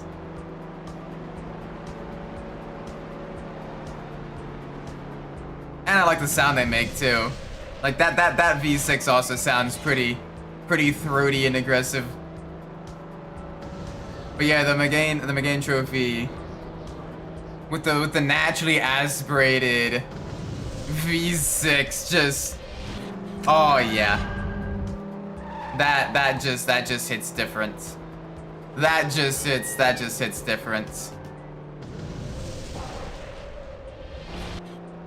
Boink. There we go. There we go. Speed.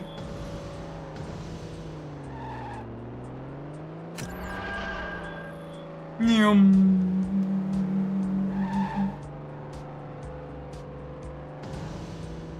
All right, not much further. Get all the boosts.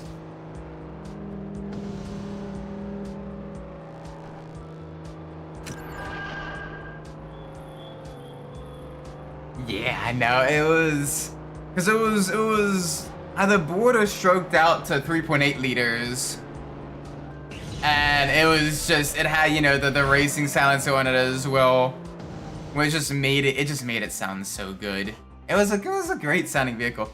I like the sound it makes in Gran Turismo 7 as well. Like just the sound, like it handles nicely too. It's one of my go-to Group 4 cars. And it was the car I used in the human comedy race at the Deep Forest Raceway. Cause it handled the twisty section well and had enough grunt for the straight too. Which is really, really good. And it was very gentle in tires. Like, it was such a nice vehicle. Very, very well behaved.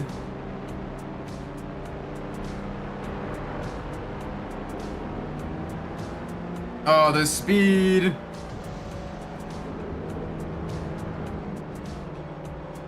Yeah. I mean, if it's got the same engine and layout and everything, it's basically like, yeah, it's gonna make similar sounds. Bonk, land it.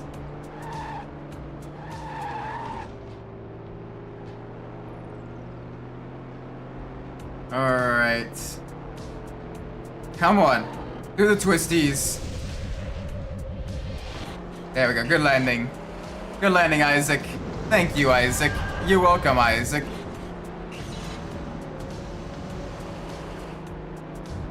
Alright, up on the boost wall.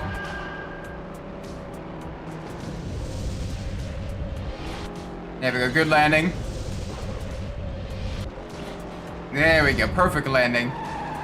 Get to the inside of our teammate. Get around them on the corners. We got the better grip than they do, so in the twistier sections like this, we will be A-okay. There we go. Alright, first lap done. Second lap, here we go. Yeah, and as you can see, the first lap is already a minute and a half. We're looking at probably around four and a half minute run. So we got a ways to go here with this one. Alright, nothing here or there. All right. Land it. There we go. Get that boost. Get them flames.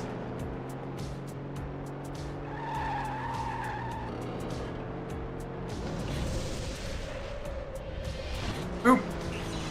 All right, great landing. All right, come on, come on, come on, come on. You guys ever hear an engine that sounds so good you wouldn't want it turbocharged? Ooh. Yes. A lot of the air-cooled Porsche Boxer engines genuinely sound really, really good when naturally aspirated. And while I know the Porsche turbos are kind of iconic, the naturally aspirated older Porsches just, they hit different. Yeah, the trophy's definitely one as well. If you're talking fictional vehicles, the X 2014 Junior with its naturally aspirated Boxer 4. Oh, nut.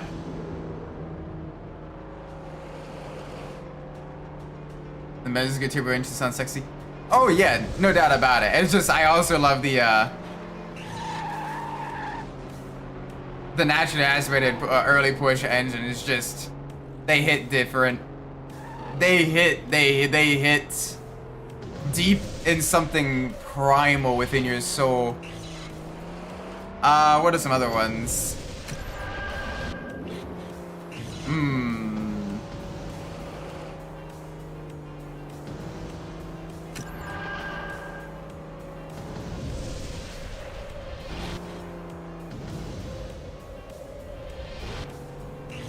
Heard of the first Rebel Junior event in GT6. Yeah, that's a good way to make money. All the Red Bull events, honestly, are really good to make money because they pay out repeatedly for the championship, and you can actually do. It's not that they're not super difficult. Yeah, the LFA Carrera GT. Most Vipers, especially the earlier Vipers. Like, not that the later Vipers didn't sound good, but those earlier Vipers with the side exit exhausts, the RT10s. Oh, yeah. Those sounded good. Yeah,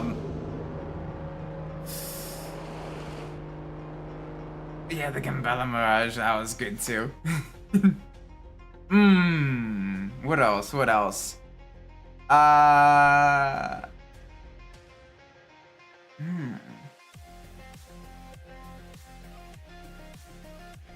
Honestly, some of those older rotaries sound really good naturally aspirated. Like the older carbureted 13Bs before they got turbocharged. That I usually use on like the spec RX-7 races. With it's like the old first generation RX-7s. Yeah, those sound good.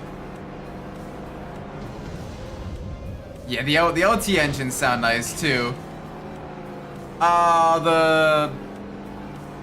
Which one was the flat plane Ford Mustang engine? Was that the Coyote? That one sounds absolutely evil and I love it. I think that was the Coyote. The Voodoo. Alright, not the Coyote, the Voodoo. Yes. That one, I would never want to hear turbocharge. It sounds so good the way it is. Like, it just, it hits different.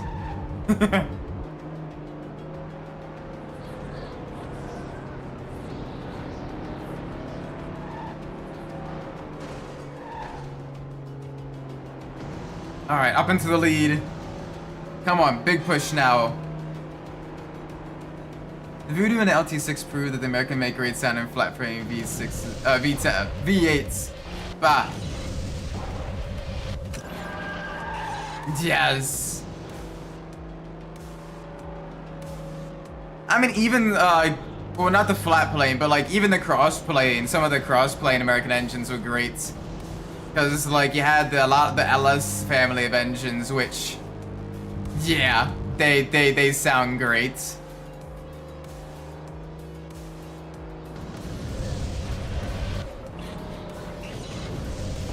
So I mean, there's some solid cross-plane V8s that sound good as well. We missed that shortcut. Thank you for whoever grabbed that. I appreciate it.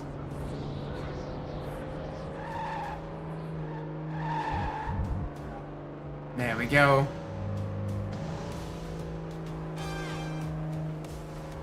Oop, up onto the boost wall. The LS7 was flat per lane. Okay, yeah. That one was great too. That one was nice.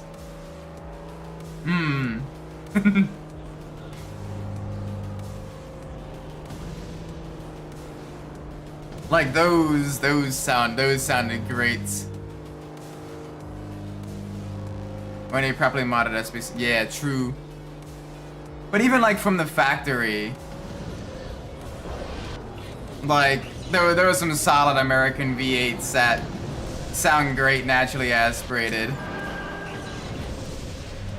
Obviously they can be improved even more with upgrades to the exhaust and all of that stuff, but like, damn, some of them still just, they hit right. They hit right in the feels.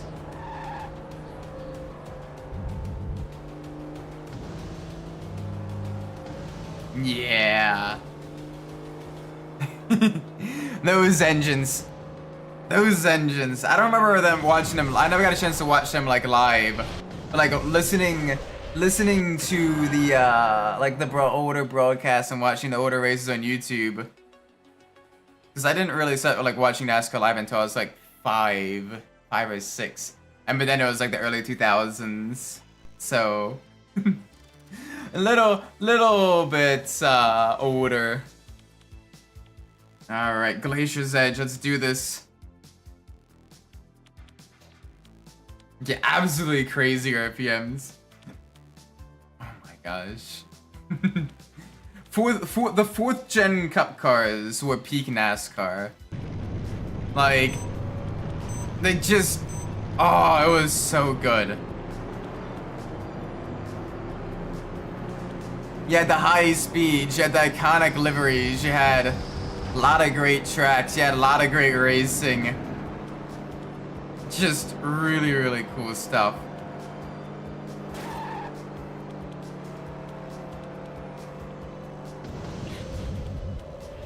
The 4th gens was so good. And Dr. Gas made an exhaust that made him sound like a mixed American muscle in F1. Oh, nice. I mean, you get the crazy high revs, but also you get, you know, in the lower RPMs, the throaty, throttly sound. That's typical of, you know, larger displacement V8s and everything. The good stuff. The good stuff.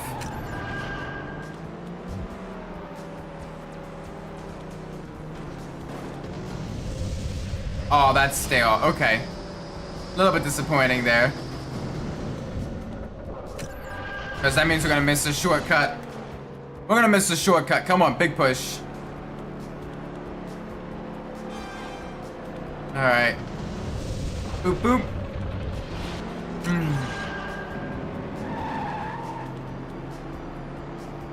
Alright.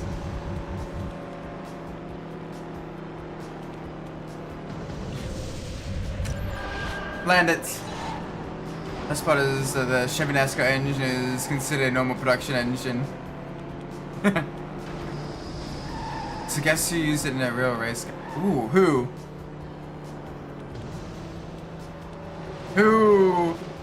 Who used it? Who used it in a race car?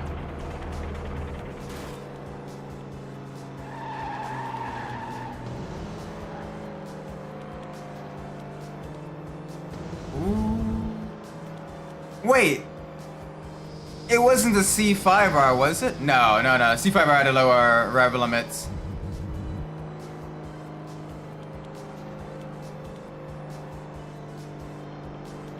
Oh, the Lotus. Oh, sweet. The Lotus. Damn, nice. Damn shame the Lotus GT1 wasn't all that competitive. It was such a cool looking vehicle. It just didn't have the pace or reliability. Had a lot of production troubles, which is a little bit unfortunate.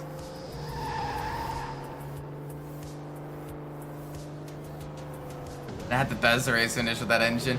Well, I mean, yeah, it's at this point it's pretty much established. In order to make a good British car, you let the Americans or the Japanese make the engine, and then you let the Brits design the chassis. And there you go. Ta-da!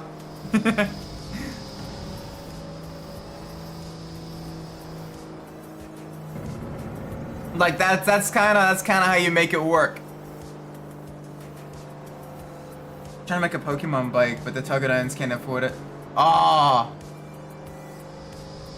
Dang, that's unfortunate. Like, imagine...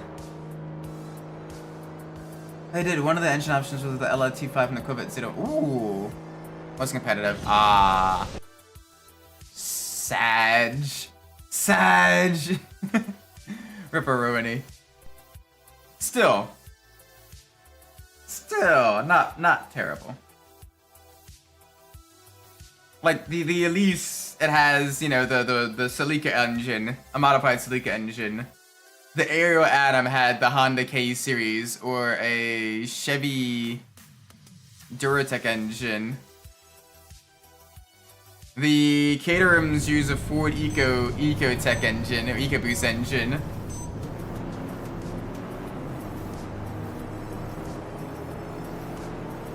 Like an actual motorcycle. I mean, you'd be surprised how some people, like, they've made a Pokemon-themed cars as well, and people have bought them. But yeah, no, that's basically for like the high-end market, just as a promotional stunt, I'd imagine. Damn, no Professor Oak going. Now is not the time or place for a bicycle. Now is not the time or a place for a bicycle. Cut to the left. There we go. Nyum.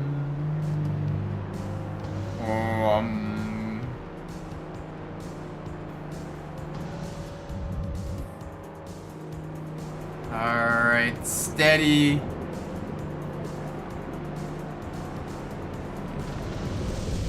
Yep, kind of figured that would be stale. That's fine, we made it work. Up on here?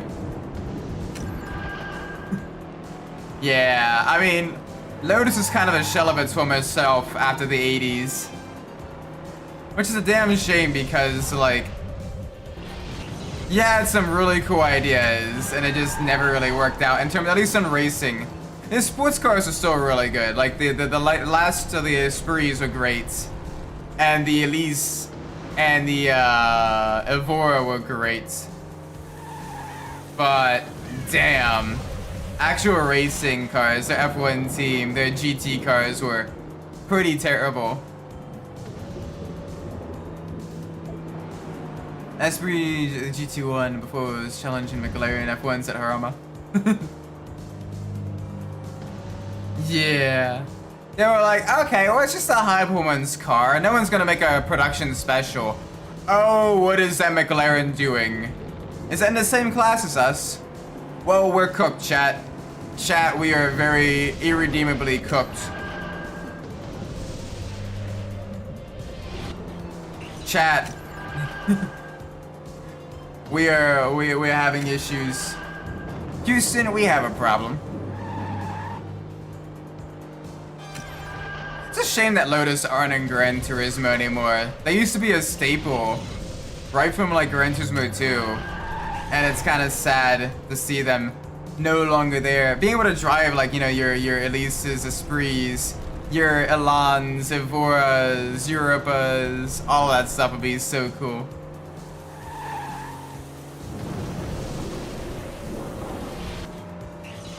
The Elise GT1 was full aerodynamically. They weren't long enough to produce good downforce.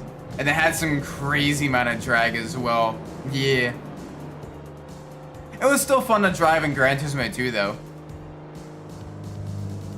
But definitely... definitely a weaker LMP, definitely a weaker GT1 car.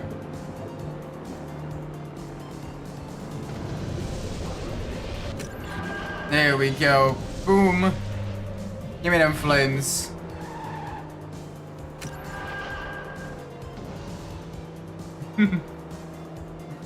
Yeah, but it was basically, it almost unintentionally became like an homologation special.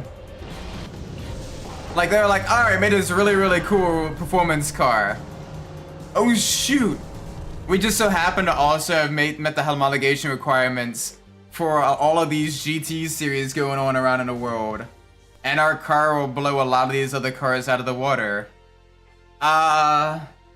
Should we race in it? I think that'd be a good idea. Let's race in it. Yeah, let's race in it.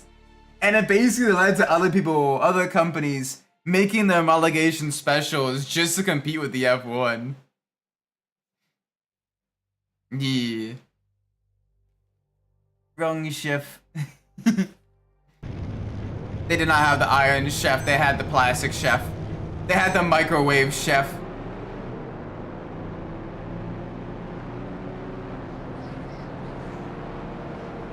Yeah, the 911 GT1 was still pretty competitive as well. Like, it was a solid vehicle. Gosh, what I wouldn't do to... What I give to drive the Strassen version of that. Oh my gosh, those things look amazing. I think there's only like 10 in existence, but like... You know... I want one. Same with like the COK GTR road car. Like, I want one, especially the convertible one. Yeah, like it was absolutely crazy. But like, it was nice. Although one of them did flip at Road Atlanta for the Petit Le Mans, so... German cars and flipping during the GT1 era. Name a better combination.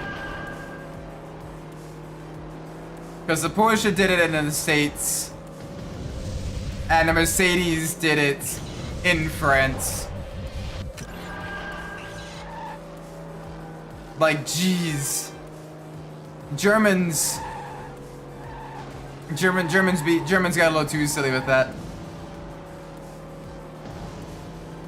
Yeah, that one was a bit different, but still, the fact that we had, in a very, very short time frame, two German cars flipping in major global endurance races due to aerodynamic instability was very concerning.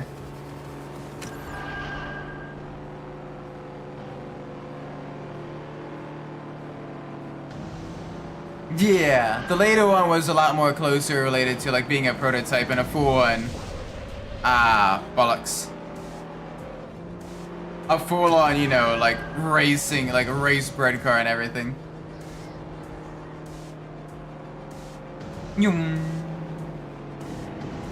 Also, the V12 LMR flip too?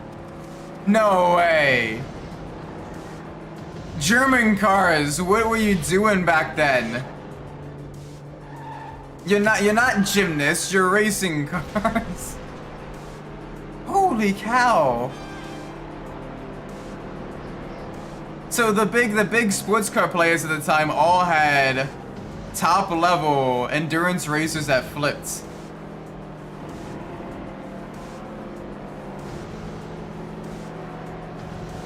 Did any non-German cars flip during that time period?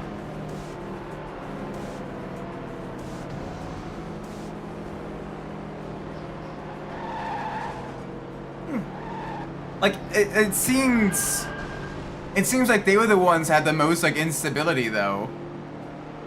Like, yeah, the rules probably allow that to happen a bit, and the tracks being pretty bumpy for the time were also not helpful. But, like, I don't remember any non-German cars flipping. Because other prototypes have flipped that road to land on other similar tracks. Oh, okay. I guess it just we weren't as widespread with the videos and everything. Oh, okay, they didn't unlock that. That's fine. We'll go through the long way. Oh yeah, the Nissan GTP did it too. Oh yeah, I remember that. To be fair, Nissan's also had an issue with flipping. See the GTR on the Nordschleife. The 2015, I think? 2015, 2016? One of those years. Yeah. Oh my gosh. Alright, how many races do we have left of this? We'll probably finish the league and then end the stream there. 3 to go, okay. None of them was rare because it was a track the incident was repeated. Yeah, the CLR was like the most infamous for flipping multiple times at Le Mans in the same year. Like, jeez.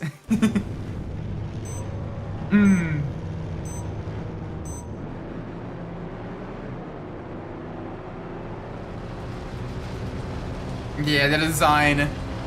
Like they had tested it, but they didn't test it what it would be like in the draft. So when it was in the draft, the rear got heavier, the front got lighter, and it just resulted in it catching air.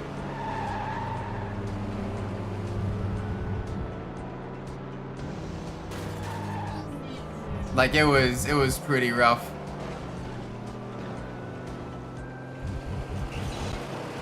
There we go. Up in the third. Come on, let's do this. 3 to go. Not much longer. Let's do well with this vehicle. This car has done us well. It hasn't been exactly the best in terms of overall power, but it's handled like a champ. Very grippy, and I love that about this car. There we go. Good stuff, good stuff, good stuff.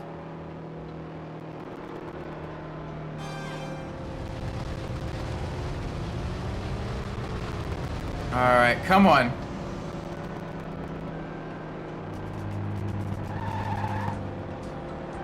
Also, this isn't exactly true. The traffic exacerbated the issue, but it had more to do with the wheelbase and overhang.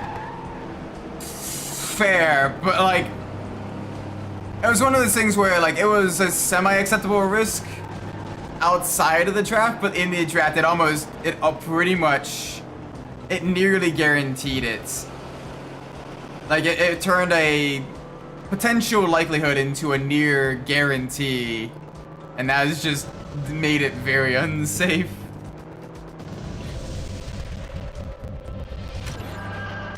So I think all 3 of them, because they flipped what, 3 times over the weekend? 2 or 3 times over the weekend. But I believe all of them, the times it flipped, it was following another vehicle.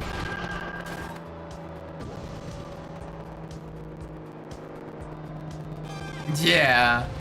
Like, it was designed to basically, like, be as super streamlined as possible at the expense of a little bit of aerodynamic stability. But it didn't do too well. There we go, back above the water.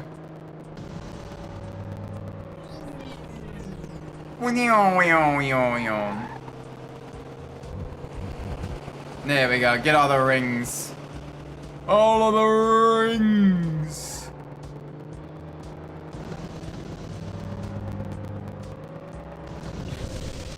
There we go, get that landing right.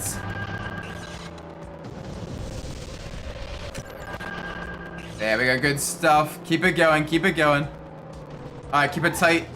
Out of this corner, twist.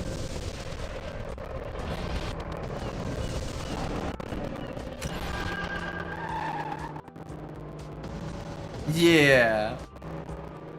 And then there was, I think there was a limit to the wheelbase. Because they had a massive front overhang as well to help make it a bit more, you know, sloped in the front.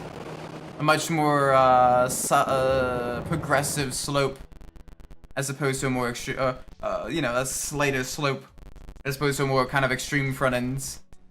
Yeah. So it had a massive changes in the front rear downforce in aero and over bumps and everything. And it just, oh, it struggled. Oh, flipping hell. Alright, chat, 2 races to go. Let's end this stream on a high note. Let's win both of them. Send it! There we go, past the 24/7. Boom, boom.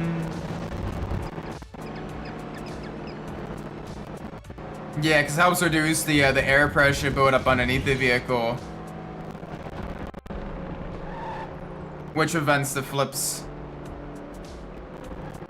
Plus, also does, if memory serves me correctly, it's been a while since I've done some aerodynamic studies of the prototypes, but it does also help improve downforce, or at least reduce the lift as well.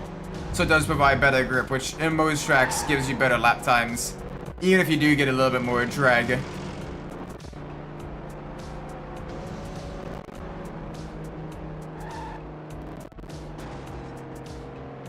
Maybe the track I was tested, a CLO is faster than a CLKLM. Yeah, it's just the bumps. The bumps and the extreme high speeds of the Lassard circuit really hurt it and made it just very unsafe. I do still like the CLKLM and the CLK GTR though. Both of those are absolutely gorgeous machines. Like they just hit right. Okay, let me phrase it then. Like the elevation change in uneven surfaces. Like if you were to run a CLR at a track like Fuji Speedway, the modern Fuji Speedway today, you could probably drive it at pace without like any issues. A couple other tracks like, you know, like Yas Marina or like Bahrain, you'd be a-okay, you'd be more than fine. It's like more like the tracks that have like, you know, a solid amount of the elevation change and like a more rapid elevation changes will just cause pain.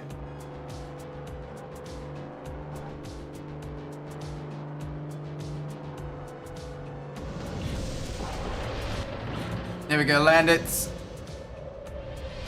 Okay, we're good.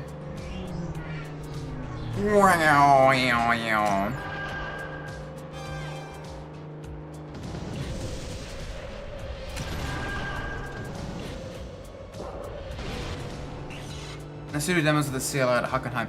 Yeah, like Hockenheim is a good track to kind of showcase it, because Hockenheim is quite flat. You know, with the repave and all that stuff, it is a very flat track. So you're able to get, you know, it's safer for the vehicle. Like ironically, with the exception of what Imola on the calendar now, and again Le Mans, like if you look at the modern WEC calendar, tracks like Qatar, Bahrain,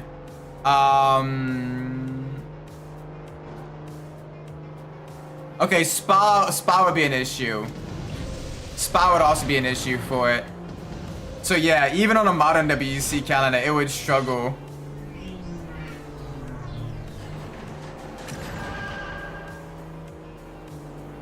Yeah, it has that gorgeous, like it looked nice, it just would try to murder you. I don't know, I still love the D2 livery that was on the CLK GTR. Like that, oh yeah. Oh yeah. Mwah, mwah, mwah. So good. So good. Like that, I know it's a bit of nostalgia from like the Gran Turismo games as well, but like, it hits. Oh yeah, the pure silver as well. Like, yeah, that is nice. Like the Sauber C9. Like it hits so nicely. Well, honestly, I've even seen like in the GT3 racing, like the chrome and red Vodafone livery on the Merc, and honestly, like that works really well too, because you got the bright chrome and the more kind of satin metallic red, and like that looks really good too. But yeah, silver liveries in general look really nice on a Merc. Like even the car I use for league racing, the 2020 Merc Evo GT3, it's got a gradient that goes from the team colors to a chrome silver color at the back, and the team livery designer did a really good job with that vehicle, kind of making sure that you recognize it's from, you know, this team and everything, because the team colors are blue and orange, but then fading into that silver arrow Mercedes coloring. That's just so iconic, and you're like, yep, that's the good stuff.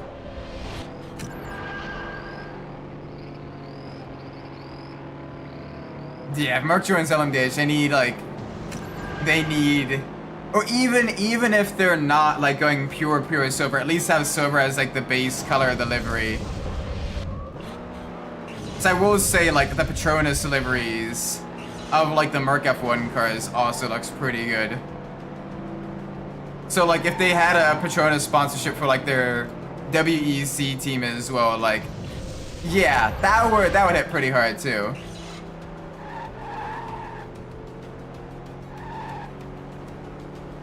Or if not Petronas, then like another like sponsor that'd be okay with them, you know, having the majority of the livery be like silver.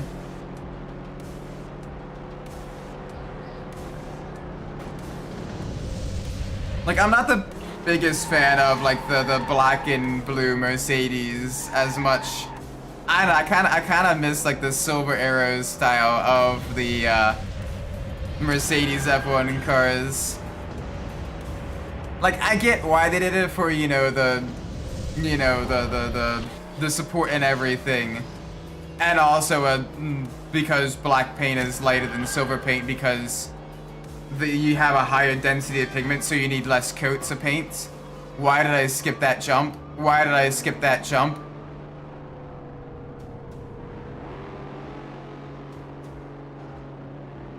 Yeah, it was kind of for multiple reasons. The PR reason was for the support for like the VLM stuff and everything. But the technical reason as well was like, oh yeah, it's also lighter to have it black as opposed to silver, so it's gonna be black.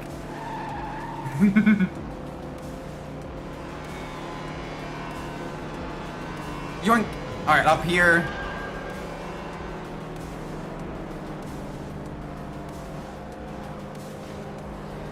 Yeah. They were... Uh-oh. Not good. Chat, we're cooked. We gotta recover as many points as we can. I mean, when you're 3D printing your braking gas pedals to save a couple of grams, like, yeah. That'll do it.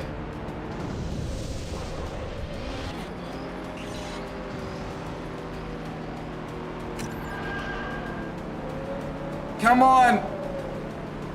Turn! I'll take it. Yeah, because the minimum weight got reduced, so now teams are trying to shave every last pound possible. And on one hand, on some of the vehicles, like the bare carbon can look really nice.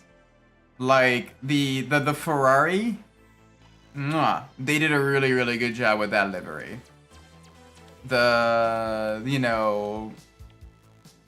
Last year's Alpine, despite the fact of being slow as hell, great delivery design. But it just, Yeah. It's a bit excessive. Anyway, I'm gonna end the stream here. It is getting very, very late, and I am quite tired. I gotta get up way early in the morning because I have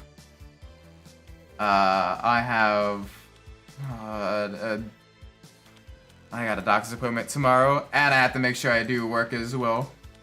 So, thank you all so much for watching. I do appreciate it. If you enjoyed the stream, please make sure you leave a like, subscribe. Let me know what I'm doing well in the comments down below. If you didn't like the stream, please let me know what I'm doing poorly so I can fix it in the future.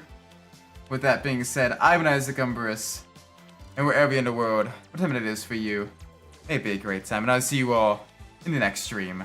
Until then, take care everybody. Bye-bye!